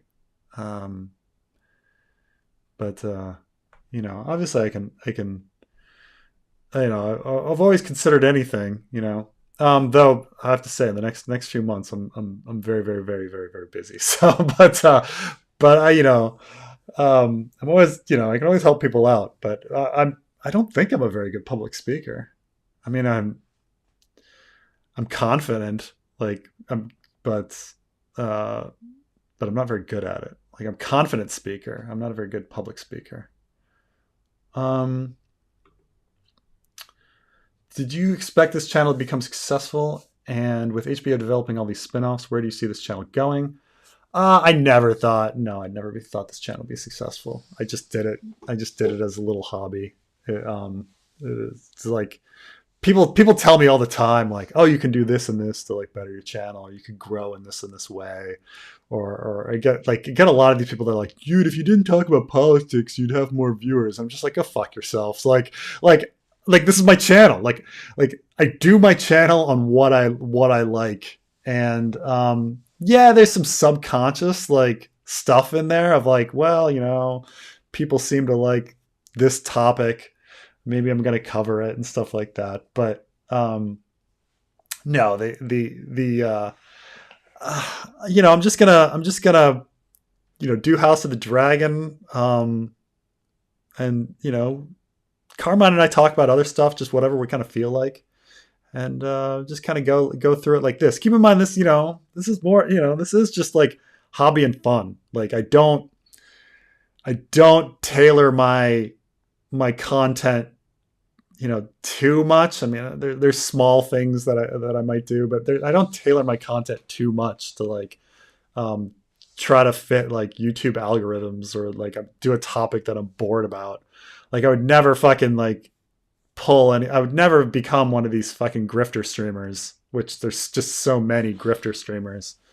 Like you have to fucking like, and I think people like know, like they know about, maybe I'm wrong, but like, you know, the channels of people that like what they're doing and are interested in what they're doing, you know? Like even when I think about like really successful streamers, like take Big Joel, right? Like this is a guy who just like does videos on stuff that he's interested in, and he's really successful at it. But it's not like he's like going for great graphics or thinking about like reading the comments and figuring out what they want to watch and like thinking about like, you know, the best way to like game the system, you know? Like I said, I've been bashing Critical Drinker a lot, but I'm not fucking Critical Drinker. Like I'm just gotta fucking do what I do. And if my if my channel dies off because people don't want to hear my shit anymore, then like so be it. Like it's fine. It was fun as it lasted, but you know, it's not something I'm not motivated by like growing the channel or like pulling in the big bucks. It's fine. I'm fine. It's my channel is perfectly fine. Bran thinks his third eye finally opened once he touched Ghost and talked to Jon. Doesn't that conflict with your theory? This is you're making a big jump here. So, and this is so obviously like hello. What a background. You know, it's such a coincidence that you said what you just said to that guy. Like, you don't care about the algorithm, but you always somehow seem to be in the algorithm. Interesting how that works out. I don't know. I think that I'm not that in the algorithm. Jesus Christ. Yes, you have been for a while now without knowing it, but I mean, my views haven't gone up. Yes, they have. I don't know about that, but I mean, I have a channel where I used to get like hundreds of thousands of views per video, and now I get like tens of thousands of views. Like I accept that like I am getting like 1/5 of like the audience I used to get. Like that's fine, but it's just not. I don't know. I don't feel like I'm in the algorithm, but I don't know. Carmine is more on like the heartbeat of like what YouTube does, which is just like changes fucking every 6 months. They're just like, no, this is the new thing. Like it is YouTube Shorts now. Yeah. Well, you have to be kind of like, you know, in tune with what the algorithm is doing. So. Yeah, I know. So on this time traveling Bran question, so this is what we call begging the question. So like Bran thinks his third eye has finally opened once he's touched Ghost and talked to Jon. Doesn't that conflict with your theory? So what happens here is in Jon's chapters in A Clash of Kings, he finds a werewood with a face that looks like his brother. We don't know what brother, probably Bran, but it just says his brother. And then it talks about how his eye is open now, and he reaches out and he touches Ghost, and he's not scared of the dark, and he likes the dark, and all of these sorts of things. And then we later get to the last chapter of A Clash of Kings. There's no epilogue in Clash. It ends with Bran's chapter, where he mentions that he may have talked to Ghost as not as Bran, as Summer. That Summer may have talked to Ghost, and that once he does say that, like, once he's in the crypts, his third eye opened. Now, we're obviously supposed to think like this is an out, like, oh, that person visiting Jon was Bran in the crypts, but like it doesn't none of it really fits. Like the character that is talking to Jon is super confident and experienced and not afraid of the dark, and like is able to do weird supernatural things, like reaching out and touching Ghost and helping Jon develop his telepathic abilities. That's not Bran. That's not Bran in the crypts. Like, that's Bran in the crypts is a kid that is scared of the dark, and only kind of like eventually becomes comfortable with it, and is still like dealing with those issues in A Dance with Dragons. And so, like, you know, like it doesn't really conflict this theory in the sense that, like, it's you've got two characters that don't fit. And yeah, like, George has this out. If he really wants that fucking weird tree to be Bran in the crypts, he could have it be Bran in the crypts, but it doesn't fit at all. And so once you kind of like accept that, like, Bran is a time traveler, which Bran is a time traveler, let's all accept that. Like, doesn't it make more sense that whatever visited Jon is a time traveling Bran rather than Bran in the crypts? Like, Bran in the crypts just isn't experienced. Like, what would you take Bran from Clash of Kings? Like, does he ever say that he has the ability to, like, manifest as a young werewood and reach out and, like, open Jon's third eye? Like, you know, Jesus, that's not Bran at all. Like, my God. Like, so it's not that it conflicts. It's that it's a thing there meant to confuse us, meant to make us doubt, or hide, like, what that was, and to give George an out if he really wanted it. But yeah. Oh, anyway, so how are you today, Carmine? I am chilling. By the way, less than not less, about a week, an actual week until House of the Dragon, or as you like to call it, Hot D. Hot D. And George calls it Hot D. George called it Hot D. Someone on my Patreon ruined what you've been saying for a while now. Let me read off what he said here. This guy, Damien Shaw, said he went to San Diego Comic-Con, and he says that the official HBO banners were using hashtag Hot D or Hot D San Diego Comic-Con, and HBO has officially bought the Hot D hashtag on Twitter. Everyone at Comic-Con I knew was calling it Hot D. This is before I heard Preston calling it Hot D. So, huh. Okay. I mean, it's not. I'm not saying it's clever. It's literally the acronym is Hot D.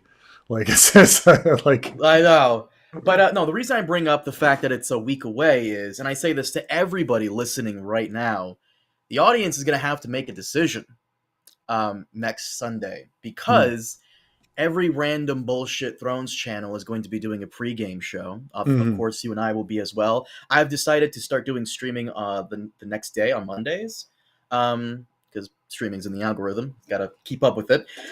So yeah, you guys in the comment section and in the watching right now in the live chat, you guys have to make a decision on which channel live stream you're going to join. I hope you guys join us, because of course, you know.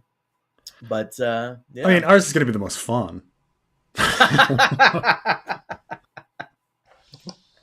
Also, right? to the people who haven't heard, I will start streaming as well, but my streaming will be a bit different.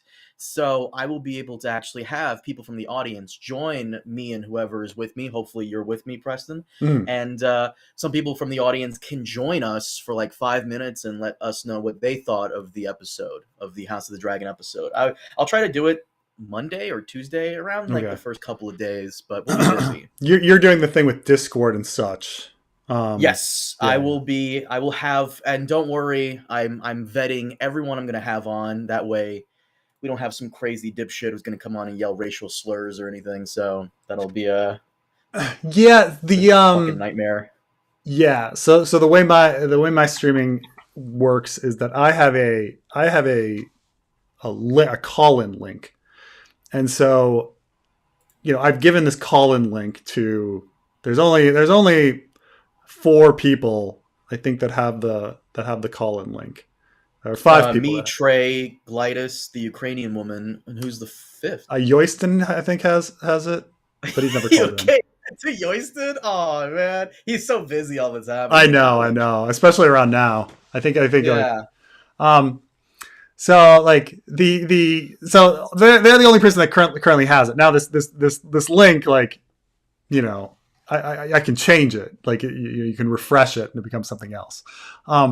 So this is the whole thing. Like if I had somebody on that I didn't want to have on, or I have the link, I would just rechange it and then resend it out to people. But it's not like I can just like send it to, have people in the waiting room. Like you would have a waiting room at Discord and stuff like that would work out, right? Yes. That's how like Destiny does it. That's how I think Vosh does it.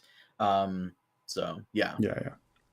Which that's nice because you can like look at them individually and stuff like that. Like mine, like my phone rings and it goes ding ding ding ding ding, and then I join. Your layout is actually fucking phenomenal because it encourages people to donate more because you can actually click on their donation and it just pops up. Like that is it's easier as well to like know what I'm talking about. Like I realize like when I talk about comments that like are not in the in the stream, people are like, what are you fucking saying? Or like when you watch a streamer who has like freaking 5 different like text feeds going because he's simulcasting on like all these different things, you're just like, what is he fucking talking about? Like, so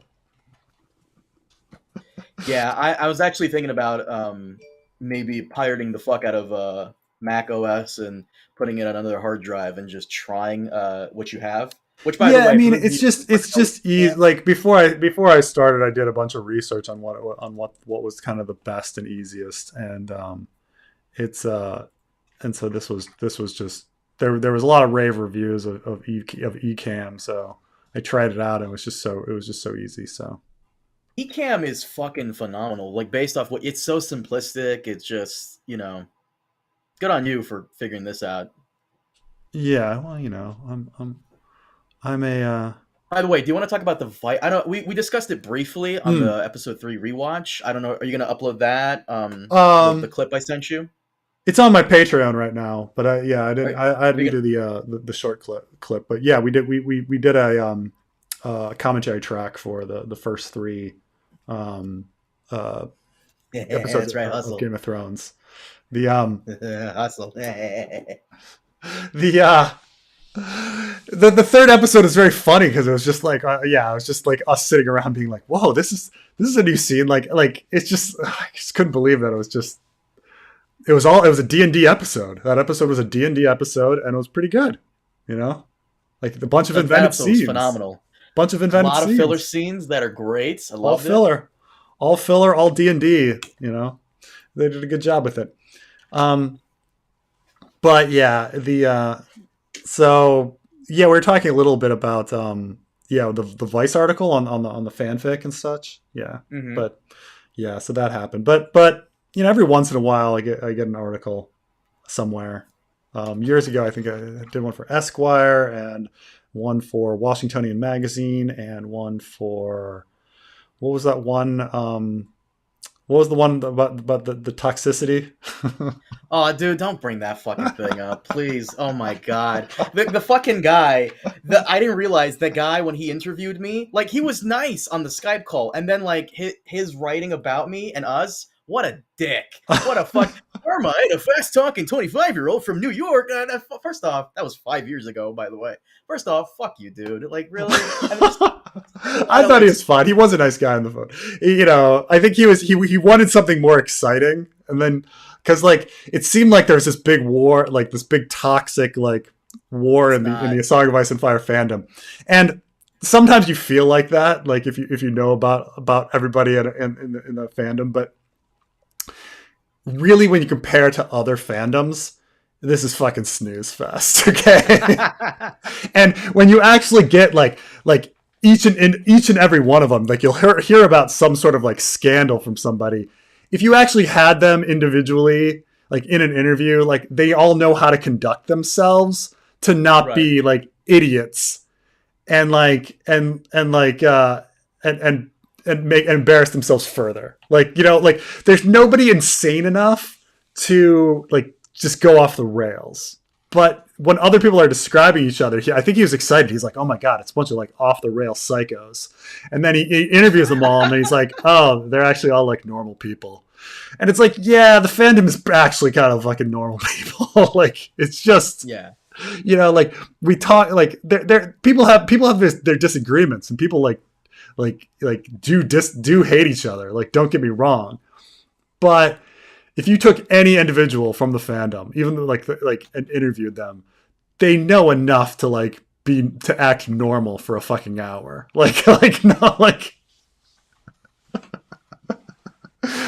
So yeah, I mean, it was at the time they're like, oh my God, Preston Jacobs, this tinfoil crazy guy, he's nuts. And then he gets me on the phone and he's like, oh, you're an auditor? You sound really normal.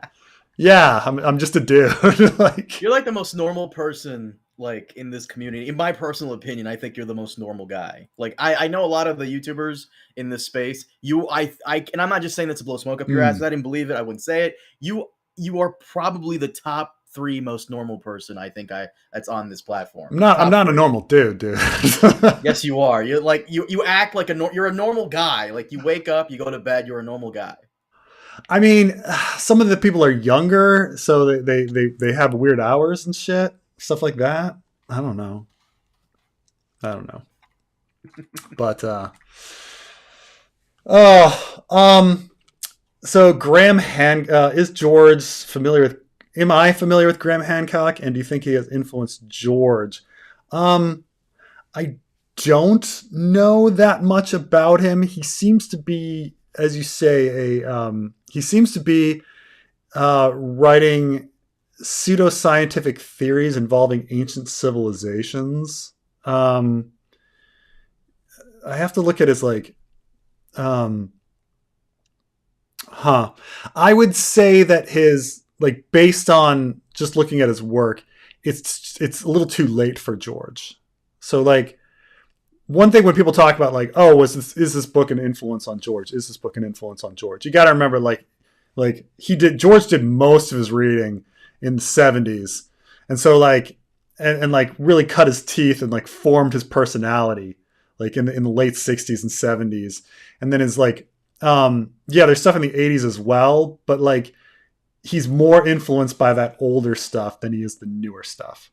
The newest stuff that I think he's really interested, he's been influenced by is Wheel of Time and maybe some movies he watched.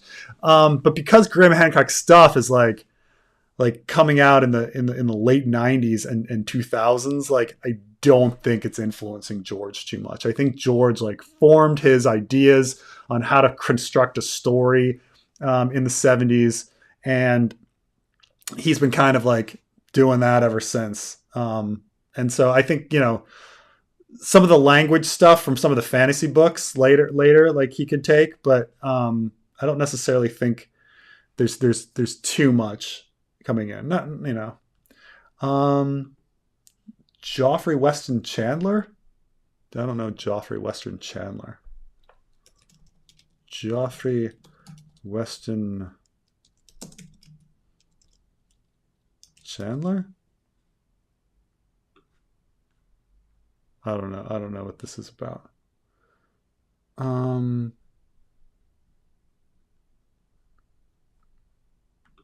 Unless there's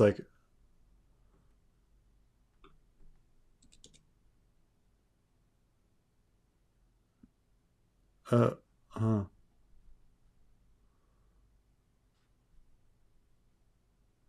is there might be a YouTuber named Weston Chandler? I don't know. I don't know much about him. Um, uh, Sandor Clegane is the Valonqar. Um, So I think the Valonqar prophecy is really stupid. Just even from a George sense, like I'm criticizing George here because it's just like it's so incredibly broad, like almost too broad, that it's like, oh, like it means like younger brother, and you're like, oh my god, like that could be anything. Like there's so many people that are younger brothers. I'm a fucking younger brother. Like the Second Sons are like an entire sellsword company based on the concept. Like it's so like yeah, anybody could be freaking the Valonqar, like Bran, Tyrion, Jamie. Like it's so much that it's just like, oh god, like what, like at some point something is so ambiguous and off the wall that you can't, like it's just not even worth like the time to try to decipher it. A lot of people are like, oh, can you go into patch face prophecy stuff? And I'm like, oh god, like patch faces to the point where it's just like a little too far, where it's very difficult to figure out what he's doing because it's just so poetic and off the wall, and it could be anything. Melisandre burns Shireen to bring back Stannis. She believes he died during the Pink Letter, but will bring back Jon by doing so. Bring back Azor Ahai. It's a possibility, But I mean, if the book ever came out, I don't know if I would do that, but oh yeah. So Carmine, you want to talk about George's progress? He said he's gonna finish up one or maybe two point of view characters this week, and to that I'm gonna say, whoa, calm down. Like, whoa, let's not get carried. Let's not get carried away here, George. Two characters finished. Whoa. Yeah. Yeah. So that was his big update on that. So people are looking quite positive. Though when you think about it, though, like because all of the point of views are going to be in the Winds of Winter, we've got what? Are there a dozen point of views? Trying to think. We can try to count. Like there's got to be Sansa, Arya, Bran, Cersei, Jaime, Brienne, Sam, Jon Con, Arianne, Victarion, Barristan, Tyrion, Aeryo. That's 13. Who am I missing? Davos, Melisandre, 15. Theon, Asha, 17. Like, oh, fuck. Like, at least, right? We don't know if there's going to be a Quentin or a John. Like, that could be. But nonetheless, like, and there's way too many. Like, now you say, okay, like, each of those POVs is going to have anywhere between, like, 2 and 6 chapters, because there's so many and you can only fit in 75 chapters. That means each chapter, they can't have too many. Like between 2 and 6. So for him to say like I'm finishing up like 1 or 2 perspectives, like, I mean, what does that mean? Like, is it the first time you're finishing somebody? So when I say he's like 2/3 done, like that means the other dozen. It means a dozen people don't have their perspectives wrapped up, which means that like.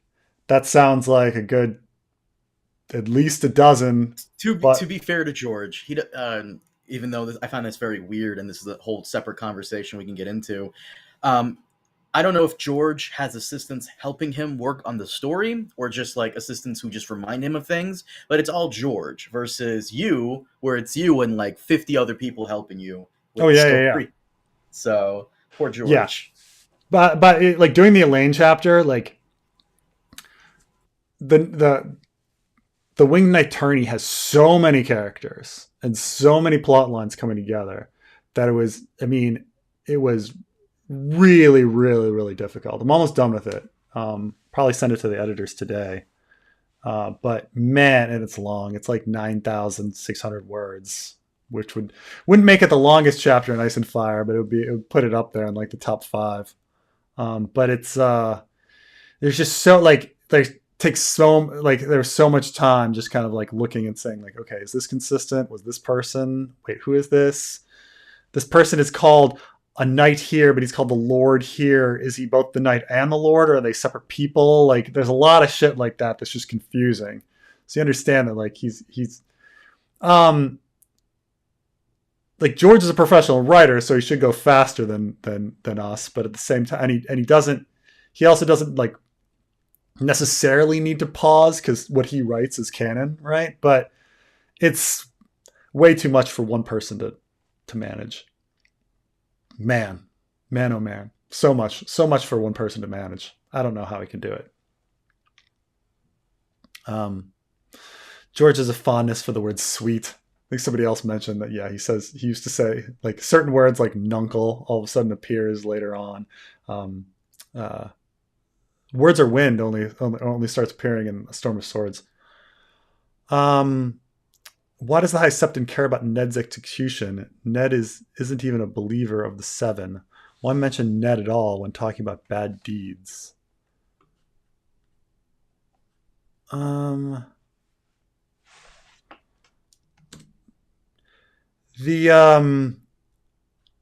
don't necessarily. I'm trying to remember this. I think there's some anger about not Ned's bad deeds, but the fact that an execution happened upon the steps, and so any execution would have been weird. Is that I'm trying to think of? I'm thinking of the High Sparrow here. But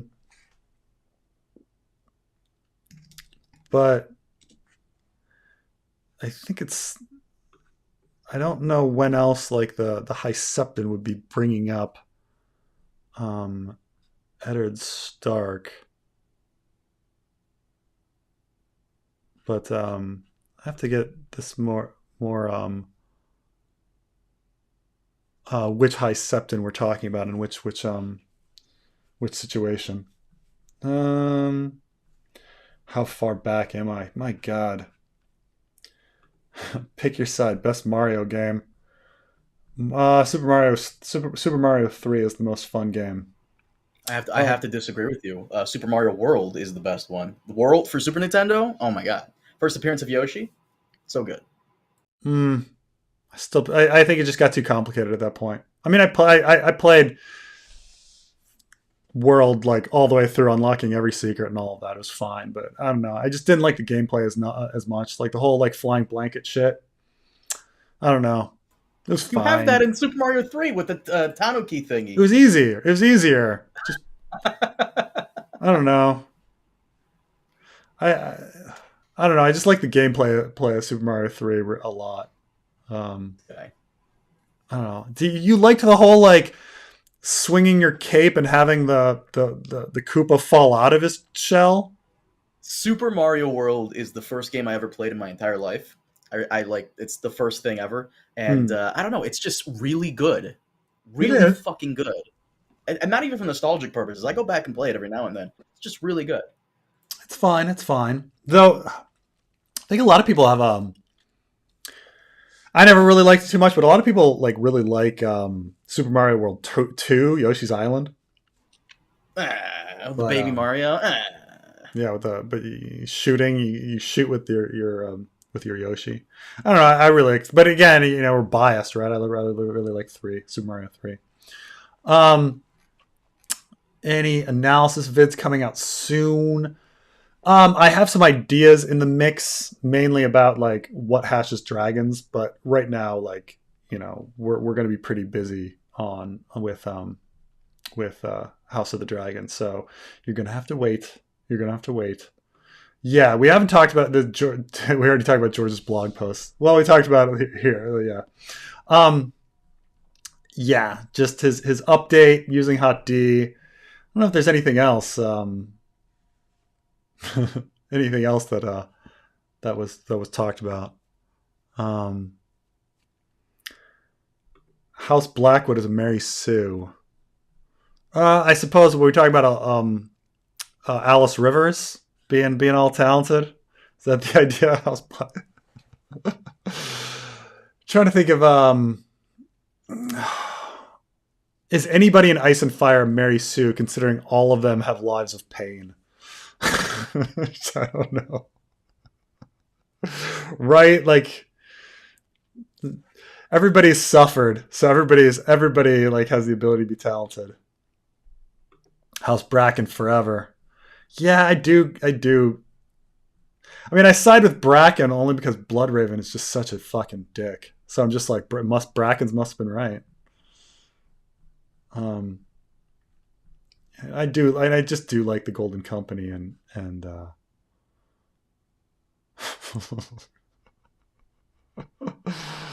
yeah, and there's a now it's funny like reading through like the old conversations where we were and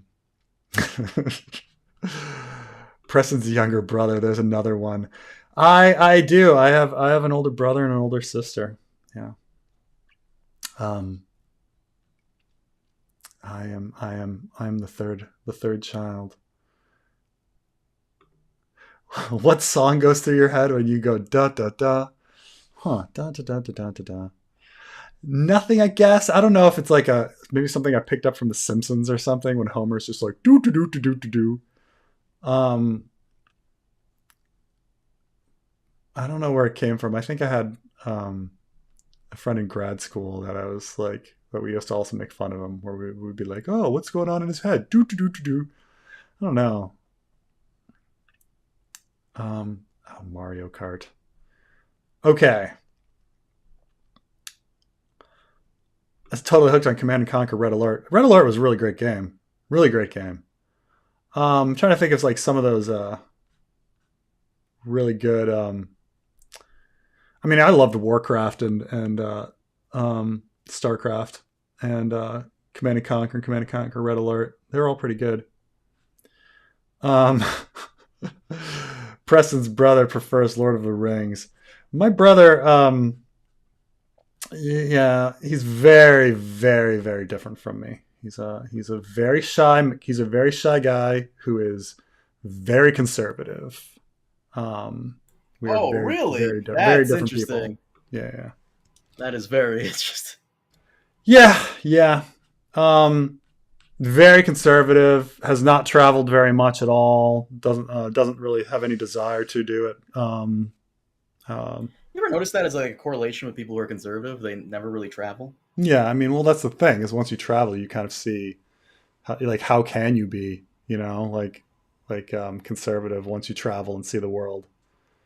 This is why like you tend to find that like city dwellers are liberal while rural people are conservative because this is around the world. Like, you find like the most liberal people in the Middle East, for example, are in the Levant because that's where the cities were. While the Bedouin peoples of the desert, like Saudi Arabia, like are the most conservative. This is just always the case. Because when you're in an urban environment, you're exposed to other cultures, and so when you're exposed to other cultures over and over and over again, it's very difficult to have like weird biases and stereotypes against all of them. You can't all of a sudden hate everybody of a group when you've met a million different types of people from that group and such like that. But yeah, no, we're very, very, very, very, very different people. Very, very different people. Though my sisters, my sister and I are very similar. Okay. There were some old political questions that now I've got to answer. I'm gonna go back to. Okay, let's go back to this question. We were talking about so some people are upset this week because politically speaking, this week, like Biden fucking like passed all this legislation that was this huge victory, and then Trump got Dark Brandon. Was that Biden or Dark Brandon? Because people keep bringing up the Dark Brandon shit. Dark Brandon, liberals are appropriating the name and thinking Dark Brandon is fucking awesome. Like, you know, like, yeah, Dark Brandon, rock. It's funny though, because I also read articles that are like the Dark Brandon like meme is like as like older than like it's already done and played out. Like I just heard of it, and the article's like, oh, it's played out. And you're like, you just informed me what it was. Dark Brandon, you know, like he's controlling the world, he's getting everything done. How did he fucking do it? You know, like inflation all of a sudden disappeared, and they're like, how did he do it? Inflation Reduction Act, boom. Or like gas prices are dropping because everybody laughed at him because he's like, he tells the oil companies to like lower the prices, and then their prices went down. And they're like, Dark Brandon. Of course, this is all fucking stupid, right? So anyway, he gets all this legislation passed miraculously. Like all of a sudden, like Mansion and Cinema were like in line. You know, and then this week, like Trump, like gets caught taking home nuclear secrets, and you're like, and somehow the media, where this is all positive for the Democrats, right? This is how the media works, like because the conservative people like to hear about how horrible like Democrats are, and then Democrats click on articles about how they're imploding. Like, you know, like, because it's like two different kind of things. Like one is focused on like anger and the other is on anxiety. So like liberals like click on stuff that makes them anxious and like doom scroll, and conservatives like click on stuff that makes them angry and like hate people. So both two very unhealthy emotions. But so like this great week for Democrats, right? They pass all this legislation. And then Trump is just like, looks like an idiot, a fucking again. Like, we're just like, oh my God, again? Like, again, like how many fucking things can this motherfucker do, right? Like how many fucking things? Like, you know, calling the election a hoax and grabbing pussy and fuck, like, like, colluding with Russia and trying to hold back aid to Ukraine so that they would investigate Biden, and then the January 6th and calling the election a hoax again. And you're just like, how many fucking things can this motherfucker do? It's like, yeah, no, he was bringing home fucking nuclear secrets for whatever reason. I guess selling them? I don't know what the fuck he was doing with them. But nonetheless, somehow the media can turn this into like a loss for the Democrats. They're like, oh no, like it's like, you know, this is worry because Dark Brandon like had all these successes and now it's getting no media attention. And it's like, well, like people forget about stuff anyway. Like it's all about what happens like leading up to the last few weeks before the election and things like that. So if these programs really help people and like have real effect, like they will influence people to vote. But like somebody like abstractly hearing about the PACT Act or chips or, you know, things like that, like hearing about it abstractly is not going to like send people to the voting booth. Like no one's doing that. They're going to the voting booth when like an actual policy helps their life, or if they hear about something within like a couple weeks before the election or before they vote. But him having a legislative win and having the media like boom about this legislative win, I don't think like makes much difference. Like, you know, he's gonna win. Like it's a win. Like this is a good week for Dark Brandon. So, but let's see. Would have been better if he went and killed that Al Qaeda guy himself personally. Oh right. Oh yeah. Also, he fucking kills the head of Al Qaeda, Zawahiri. Like holy shit, dude. Like, do you know how long that motherfucker has been causing trouble? Oh my god. Like that motherfucker was involved in the assassination of Anwar Sadat. Like that's how long that this motherfucker, like 40 fucking years, that guy has been like causing trouble in the world. Like Sadat, like, and then like fucking 9/11, and finally he's fucking killed 40 years fucking later. That was big fucking news. I mean, what I'm saying is, someone I think in the super chat said how all this win the Democrats are getting lately, and Trump is dominating the news, and like, yeah, that's what I'm saying. Like, even if Biden went out there and killed this guy himself, Trump would still dominate the news, and nobody would like pay attention to it. How vocal should the U.S. be, in your opinion, about the support of Taiwan? Joint military drills, stationing of troops openly, recognition of statehood. I think that when it comes to trying to make like, people ask me like the most like hard questions for me to answer in my position here. Okay, so look, let me say this about like the U.S. and Taiwan, and the U.S. and all diplomacy. The U.S. does what's good for the U.S. And so if you're like trying to say like, should the U.S. do something that is not good for the U.S., I'm gonna say no. The U.S. should do stuff that's good for the U.S. Now, people will say things like, "Oh, but you know, you question Israel a lot," and I'm like, well, because I think that questioning Israel is good for the U.S. I actually think that like in the long run, like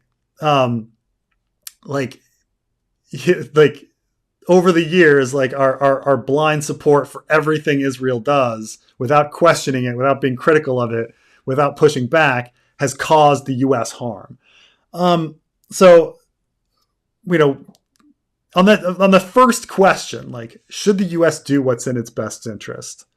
Yeah, the U.S. should do what's in its best interest. Okay, and so like I'm a fan of America. Okay, I'm American. I'm a fan of America. I think the U.S. government should be doing what's in the favor of like the U.S. government, and you know, in the long run, and all of this sorts of things. So when we start talking about like the U.S. has, as I said, a very consistent, comprehensive policy on Taiwan, which, if you know, to sum up the three communiques, like communique 1 is that there is one China. That's the United States' position. The United States, for 40 years, has said there is one China. Okay. 2, the PRC is the government of China. That is the United States' position. Okay. So, like, a lot of people are confused. They're like, "Oh, U.S. supports supports Taiwan." They're like, "Well, what do you mean by support?" Like, U.S. doesn't recognize Taiwan as independent. The United States does not like recognize Taipei as the head of the Republic of China or any of these other kind of concepts. Okay. The U.S. is very clear. There's one China, and the PRC is the head of China, stationed in Beijing. That's the second communique. The third communique is the interesting one. Okay, the third communique is the U.S. supports peaceful reconciliation between Taiwan and China, and in the meantime, is allowed to sell as many weapons as it wants to Taiwan. So you can understand why this is the United States' best interest, right? Now, this has been an effective strategy for 40 years, okay? It's working well, okay? So for me to be like, oh, like people in Taiwan are living a good life, you know, they're happy, you know, they can vote in their own leaders. Right now, they're happy with the status quo. If they wanted something different, they can vote in different leaders. They have a democracy. That's their choice, okay? The United States has its policy. China has its policy. Things have been stable and nice for 40 years. Like, is my opinion like, should we rock the boat? No, we should not fucking rock the boat. And if the boat is going to be rocked, it's not the U.S.'s choice, like, to rock the boat. Okay, you know, it's Taiwan's decision to rock the boat. So, like, do I think the U.S. should be changing their policy on a very effective policy that's kept the peace for 40 years? Like, Jesus, no. Like, just fucking keep doing what they're doing. Like, everything's fine. Stop rocking the boat. Like why all of a sudden would I want the United States to like start like doing something different. Like it's beneficial for us. It's beneficial for Taiwan. It's beneficial for China too, because there's a lot of cross straits business. So, yeah, let's not try to do something new. Okay, I know a lot about the issue, but I'm no expert, and the experts like they got this one. Okay, they got this one down. Let's just that's my position. The United States does what the United States is going to do in its best interest. Taiwan, it's got its 3 communiques. It's very clear on its policy. It's been in place for 40 years. Why fucking rock the boat? Anyway, let's see. I had another. Okay. Can we go into the topic on how humans aren't as rational as we think we are a little bit more from the Destiny stream? So most of the rationality that I've studied has to do with economics and like the choices that we make when buying things, and then the kind of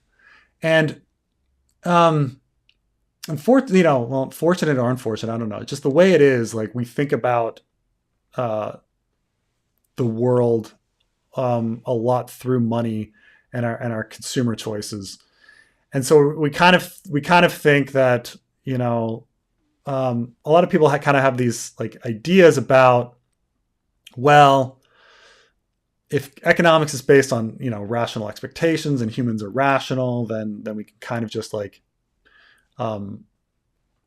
rely on this as a model and not understand that like human beings do weird shit all the time. So like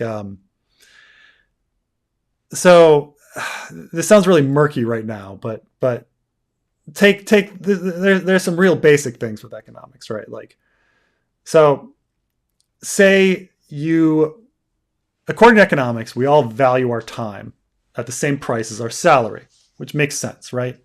So say you live an hour away from work, that the cost of you spending that hour in your car to get to work is at your wage rate, say $30 an hour.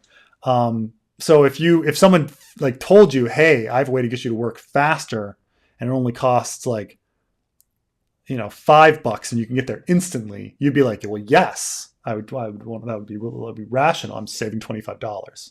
Like, and this is how these models are kind of made and stuff. So, but when you actually like observe human beings, they're not rational like that. So we find situations of like people driving 15 minutes down the road to save 1 cent on gasoline, or going to a separate grocery store and taking a half an hour out of their day to save 5 cents on milk. People do this shit all the time. And you might say, well, some people just don't think about the time or don't value their time. And it's like, well, no, it's more than that, because it's like you find that it's on certain products and not others. So like you can raise the price of I don't know, like let's say you go into Chipotle and it's 10 cents more. And no one complains about that, but like 2 cents or 5 cents more in gasoline like can really freak people out, or like 10 cents, like 5 cents more in milk really freaks people out. Like certain products people are really in tune to irrationally, and so that's sort of that. But then you take all these things to the extreme as well, like when we assume that we're just like rational consumers and that stuff like that, you start asking people like, well, shouldn't we just like hand people money rather than having, say, like food stamps so they can like buy their own shit? And people are like, well, then they're just going to buy drugs. And you're like, well, if drugs make them happy, shouldn't we just like allow them to like buy them and stuff like that? You can take these kind of like rational arguments very far, which economists do. Most economists do say that rather than doing food stamps, we should just do cash transfers and stuff like that. Rather than trying to set up like aid programs and teach people about microfinancing or things, or we should just like dump buckets of cash like fly planes over a city and empty out like dollars and stuff like that. But every day we make these consumer choices that we think are really logical that aren't really logical. One of them, I find you'll all find this, like in America, when people are in their kind of like 20s, even though it doesn't make any sense, all of a sudden you'll hear people talk about how they want to buy their first property, like they want to buy their first house. And, you'd be like, oh, well, does that really make sense? I mean, now you're limited to where you can move and shit like that. Like, why would you want to do that? And it's like, well, I get this like feeling of being an adult when you own property. Everybody else is doing it, so I should own property. Even though it's like not a good investment or might hold back their career and things like that. And of course, like the mere existence of bubbles goes against like rational expectations in economics and things like that. And so for the past like 20 years, like psychology, like behavioral economics and psychology has been the leading like economic field where all the kind of like new people and Nobel Prize winners are like coming from. Not the like the old shit when I talk about like the old neo-Keynesian and neoclassical kind of thought, which is like the big schools, like not that those are gone, but like the behavioral stuff though is the kind of stuff that's most interesting. But I don't know. I could talk about that the rational stuff forever, but I mainly think about it with economics. But there's definitely some other weird things like later, like I could think of later. Let's see here. Let me get back to. Oh, can you explain long, short, and economics stock marketing? I would research about it, but I don't. I like the explanations from you. Love from Brazil. So when we talk about long and short in economics, we talk about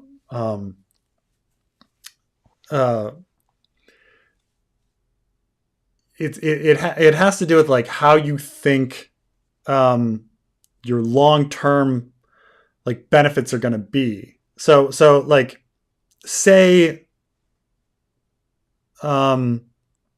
this gets back to also rational expectations. So like say someone was like, okay, I'm going to give you, we're going to have a business tax break for 1 year on like opening dog shampooing business. Okay. Now, let's say you're into dog shampooing. Okay, and this is your thing. You've run the numbers, and you're like, I don't know. There just doesn't seem to be that much like interest in dog shampooing. And in the long term, I don't think I'm going to make much money. Now, this 1 year tax break comes in, and you run the numbers, and you're like, well, for 1 year, I could make money with this tax break. You'd still not open the shop because you're like, well, because the next year I don't get the tax break anymore, right? So like you do like, so people have different thoughts about, so somebody would be sitting there going, well, wait, like you can make money right now, but human beings are rational and they go, well, in the long term, I'm not going to make money. And so, you have to look in both short-term and long-term interests in order to sort of like understand human behavior. And this gets into a lot of like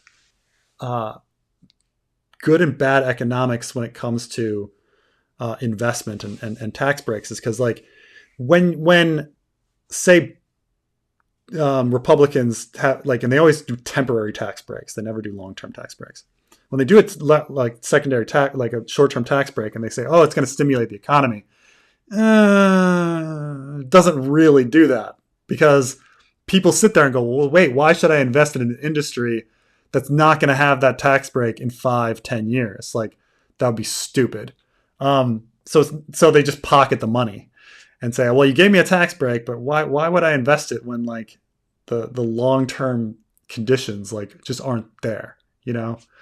So that's when we talk about like long and short term, like in economics. We have to think about like the short term situation on the ground is not the only factor to look at, and so you have to talk about like your long term and short term like costs and budget constraints and things like this. Now, in stock market, this is a different issue. People talk about shorting. Shorting a stock is when you bet that a stock is going to go down, and so you short the stock, and then you make money when that stock goes down, and it has to do with like options on it and stuff like this. But you're essentially buying the right to buy the stock later, so you're able to like do everything backwards, and so that's what shorting is with stock market. I don't know if there's any longing with stock market, but generally like investors in the stock market like go for long term, while like day traders do things in the short term. But like the term shorting like has a specific stock marketing term, but I don't know. That's just more economic stuff. But let's see here. I've got to get back. Did I get all of these older ones? I want to make sure that there was some old. Okay, people have to let me know if I miss any old super chats. Thoughts on knowledge of the others being the reason the dragons are necessary and is passed down to each Targaryen heir. So this question gets into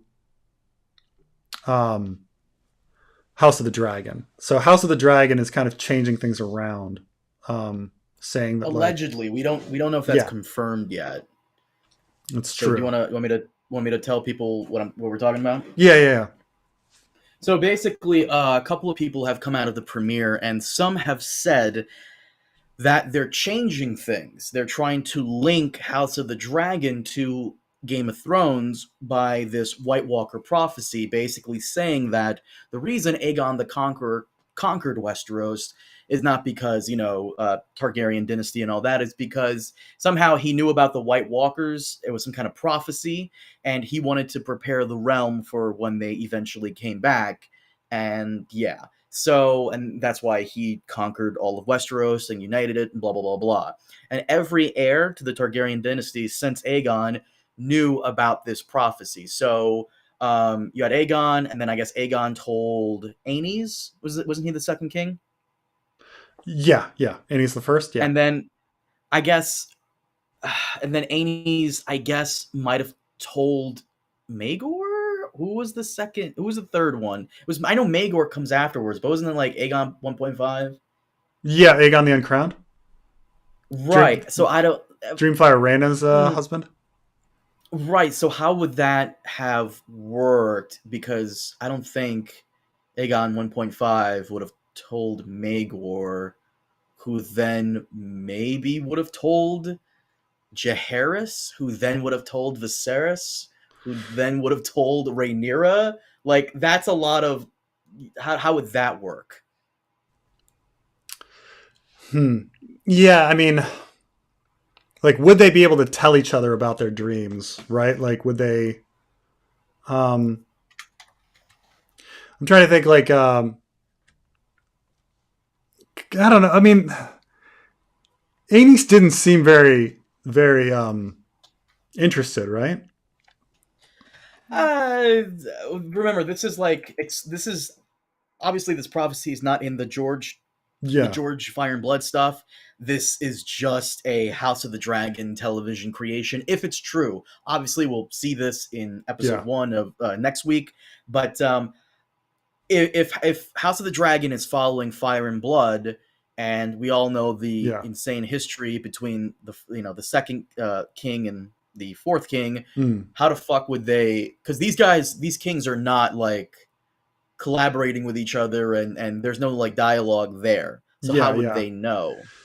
I would say that somebody posted, Aaron Ginsberg posted probably the biggest like problem with the situation of them passing down the knowledge is that yeah, Aegon the Conqueror, he can tell his sisters about shit. Visenya is going to tell Maegor. Maybe somebody told Aenys. That's all good, well and good. Ooh, that's a good point. But the problem is Jaehaerys is really young when he comes to the throne. Like, actually, I don't know if she knows this for a fact, but Jackie, she said in the live stream, it's in a scroll, so they don't need to physically tell each other. I mean, okay, that also makes sense, unless Visenya told Maegor. That could also make sense. So hopefully they clear that up. I mean, this is the idea that like Aenys the Second was like a bookworm, and he was like reading a bunch of shit about like prophecies and stuff, right? That maybe they wrote to each other and they're passing it down in like written knowledge. But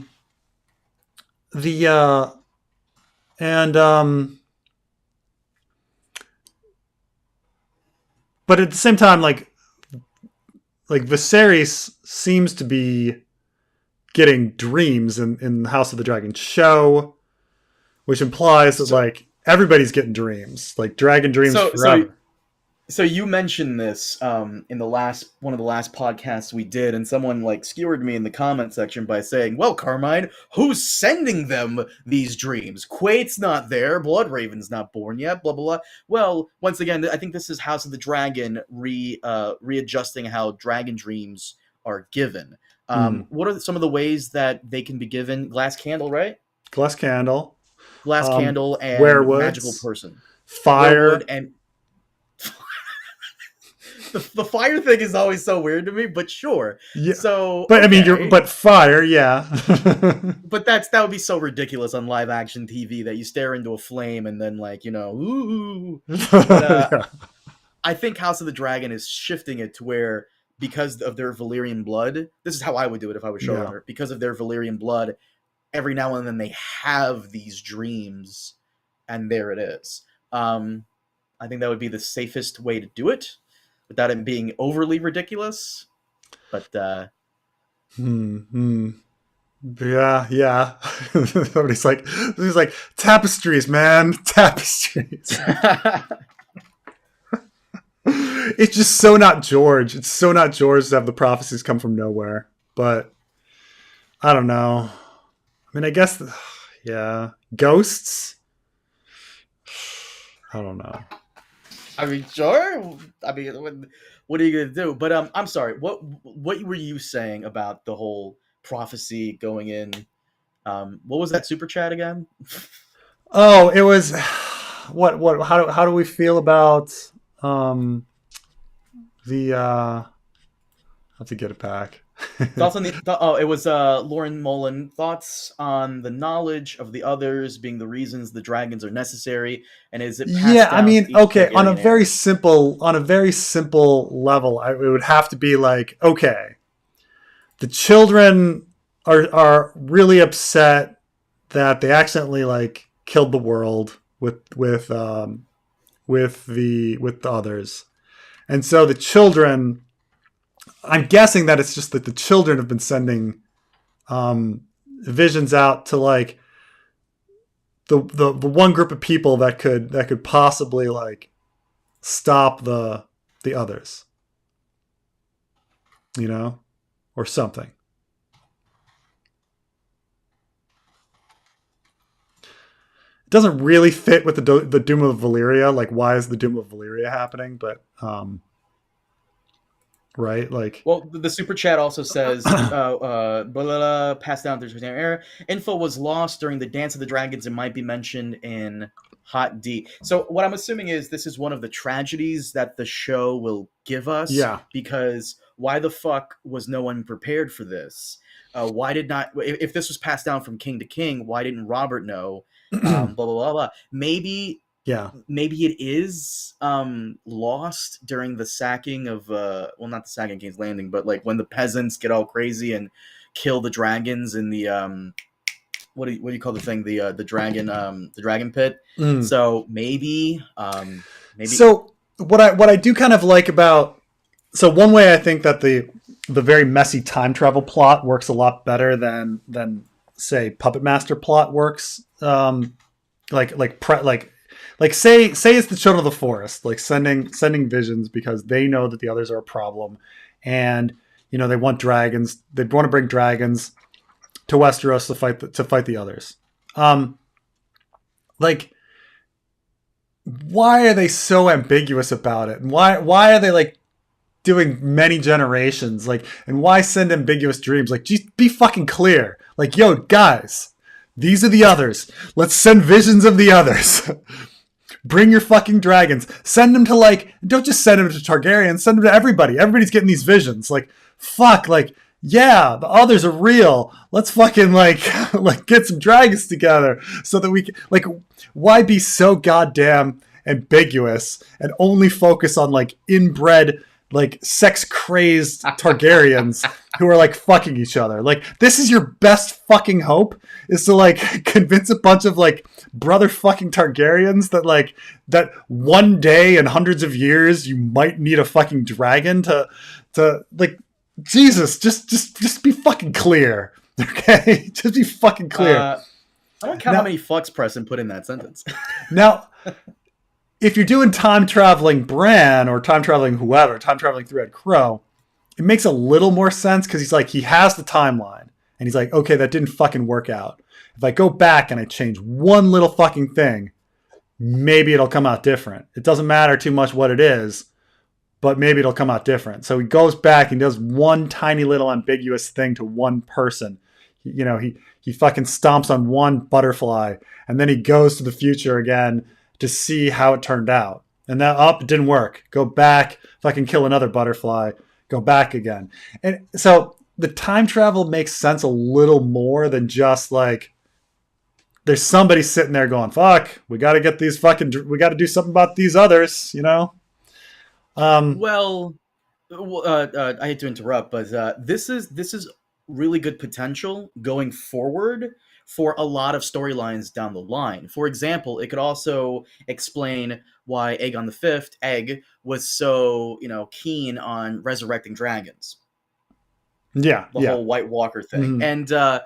And Jackie brought up a very good point. Rhaegar kind of knew about this prophecy, and I said, well, Rhaegar knew about the Prince That Was Promised prophecy, and she's like, well, one and the same. So it's possible the prophecy that Viserys hands down to Rhaenyra, that Aegon the Conqueror was talking about, would be the Prince That Was Promised?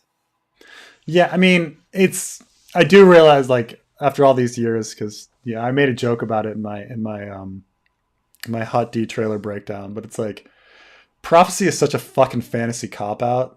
All these people are doing illogical shit. Why are they doing illogical shit? Well, prophecy told them to do it. Oh, okay. Wait, I need a character to go do something and I have no fucking reason why they should do that? How do I get them to do it? Prophecy. Oh, oh man. Because it's totally illogical that this person would do this. Why would these people have a conflict? Well, prophecy made one of the characters do something crazy. Okay, well, it's really bad now that I think about it. It's just so fucking lazy. Once I analyze it like that. If the Azor Ahai prophecy is coming into the series, House of the Dragon would probably be a good place to introduce it. And if House of the Dragon continues on beyond the Dance of Dragons to Dunk and Egg, Blackfire Rebellion, the marriage to Dorne stuff, blah blah blah blah. This would be a great way. So there's this really stupid trope that happens in historical fiction movies.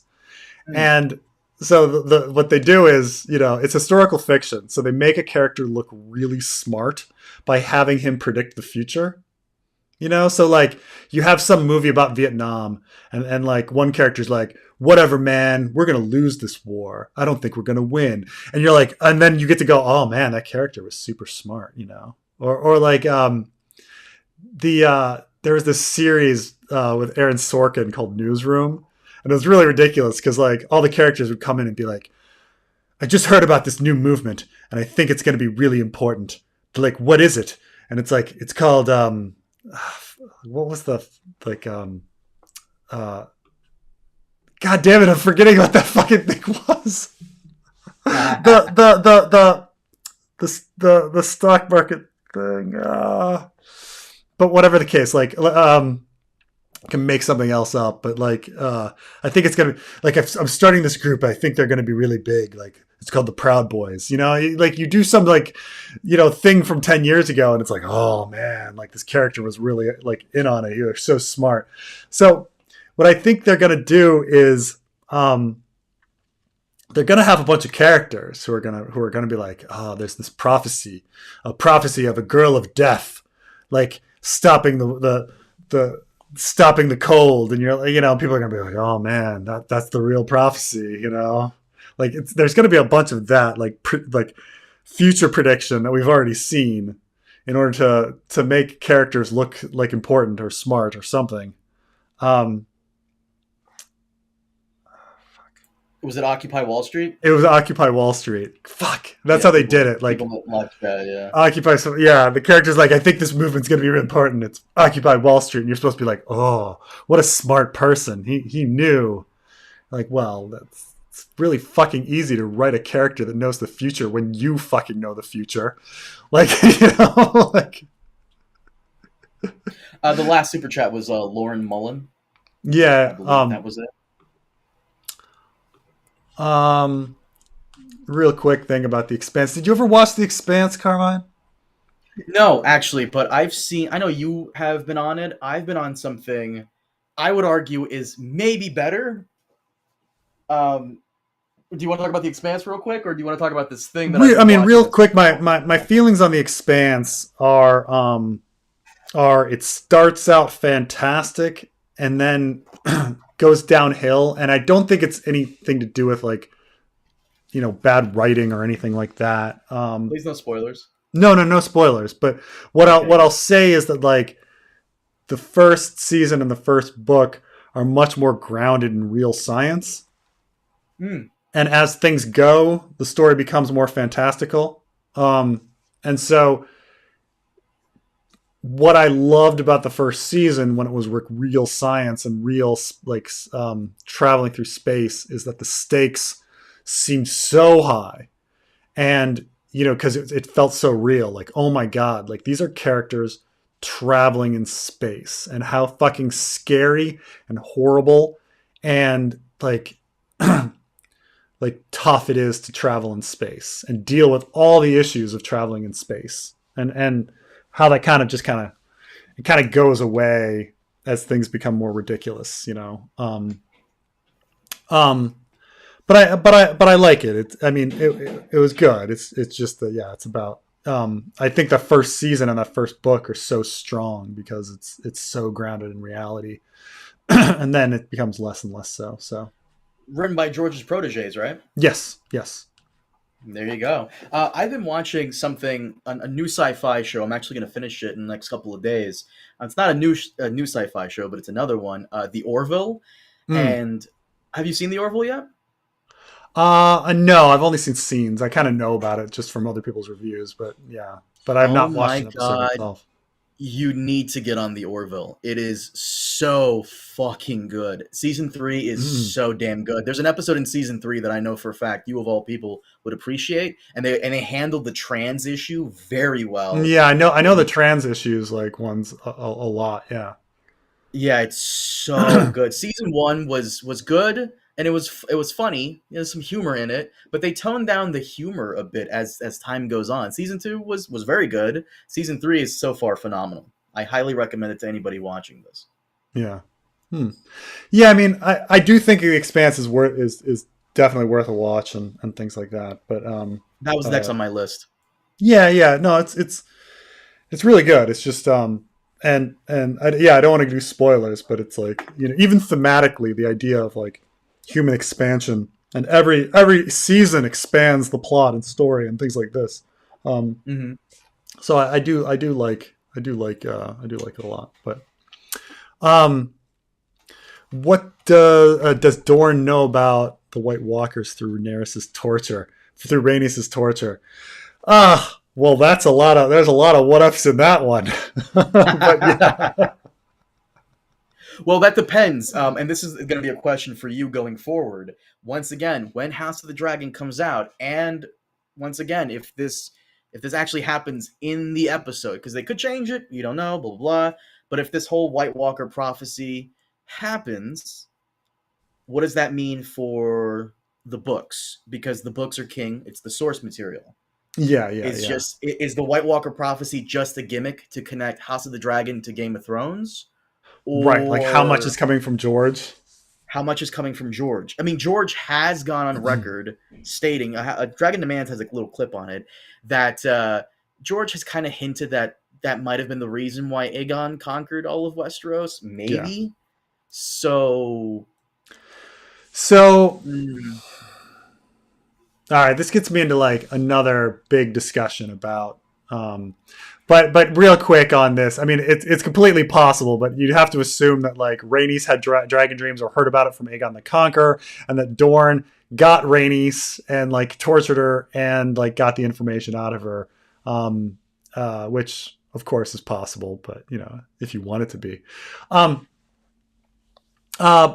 about like in general, House of the Dragon and George's mindset, like. People kind of have been mentioning this a while, that George has shifted from storyteller to world builder. And, you know, from a creator perspective, like somebody wants to create and feel satisfied that they've put something into the world, right? That is theirs. And I think George is involved in these shows, so he wants to put something in the world that's his. So I guarantee he's sitting there throwing them world building like shit.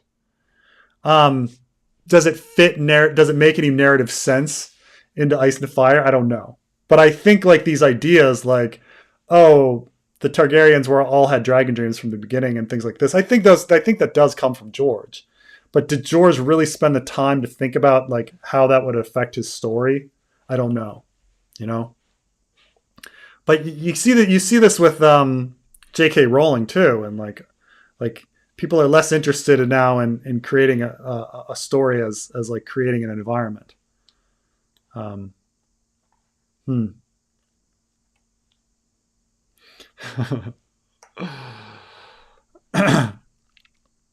interesting. What's the fastest it could take to decide if House of the Dragon is bad? I think the pilot is going to be good. I think the first episode is going to be good. And the problem with this is a really good question in that it took a long time for people to kind of understand that Game of Thrones was going off the rail. And I think it was because people are like, wait a minute, they're building to something. You know, they're introducing a bunch of stuff and it's building something. We're getting somewhere, and then it doesn't go anywhere. You know, and so. Yeah, So I think people could probably go the entire season and be like, oh, well, this is going somewhere. It's building to something, and then it'll never build to something. But I think I'm gonna give it probably like 3 or 4 episodes before I really have my statement on whether I think like the series has real hope.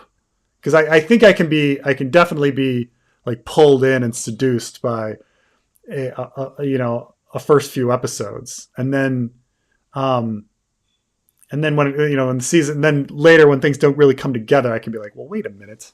Like some people are like, I really loved Westworld. First season, and then you get to the end and you're like, well, wait a minute, that doesn't really make sense. And like, I still like Westworld, but I certainly didn't love it as much as I loved it while I was watching it. Like while I was watching the season, when I came to the conclusion where I'm like, oh, it's building to something that's going to make sense, and then it doesn't make sense. You're like, we'll see. Where did Daenerys the Dreamer's dreams come from?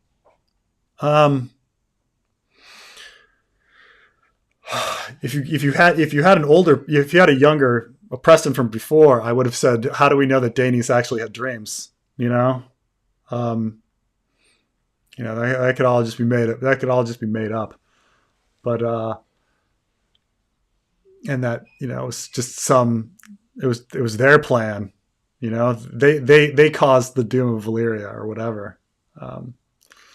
But the answer to every question is time traveling Bran or time traveling somebody, some sort of three-eyed crow. Still, I mean, what I don't understand about the doom of Valyria is what caused all of the dragons to be in Valyria at one point, at one place, at one time. Like, what caused them all to go back to get killed?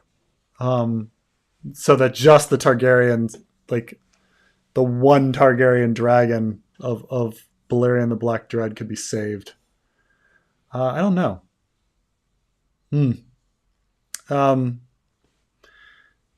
But man, oh man.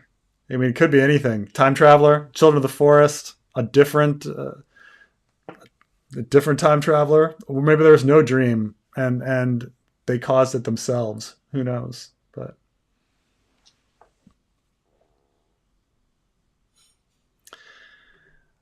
I certainly hope it doesn't come down to time traveling Bran, as it lowers the stake if you can just repeat reality over and over again. Yeah, it's true. I mean, it becomes a different story. I mean, did Groundhog's Day have no stakes? I guess, or if you reveal it at the end and you reveal it fairly late, then you think there are stakes, and only at the end you kind of realize that there are no stakes. But oh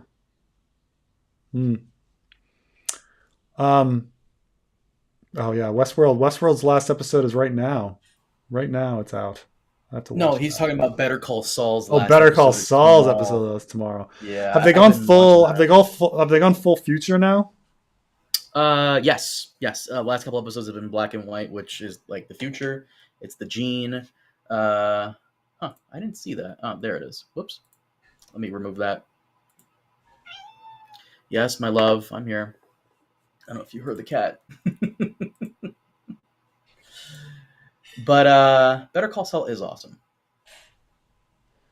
You don't need to watch theory videos to understand the Winds of Winter fanfic. No, in fact, it's probably better. I mean, you'll get more surprises out of it. But no, you don't. You absolutely do not have to watch the theory videos to understand what's happening. But yeah. Anyway, I might wrap things up here. Carmine, thank you for joining me. Yes, of course, always. Next week, man.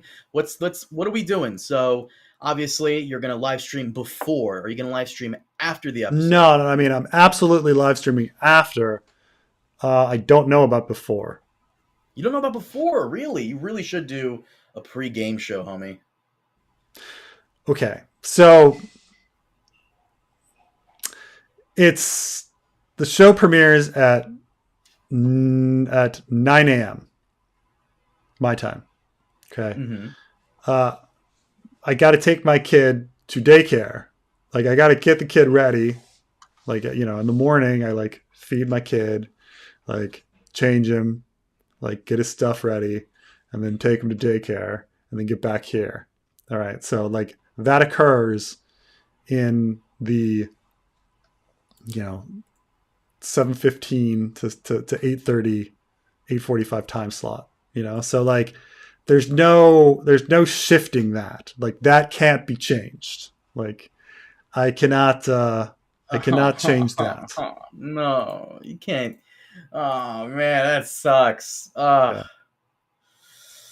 Oh man, I mean, I could try to do like a pre-game show with Trey and me. I would like you to come on. I would love Glidus to come on. I can maybe come on before the kid wakes up, or like,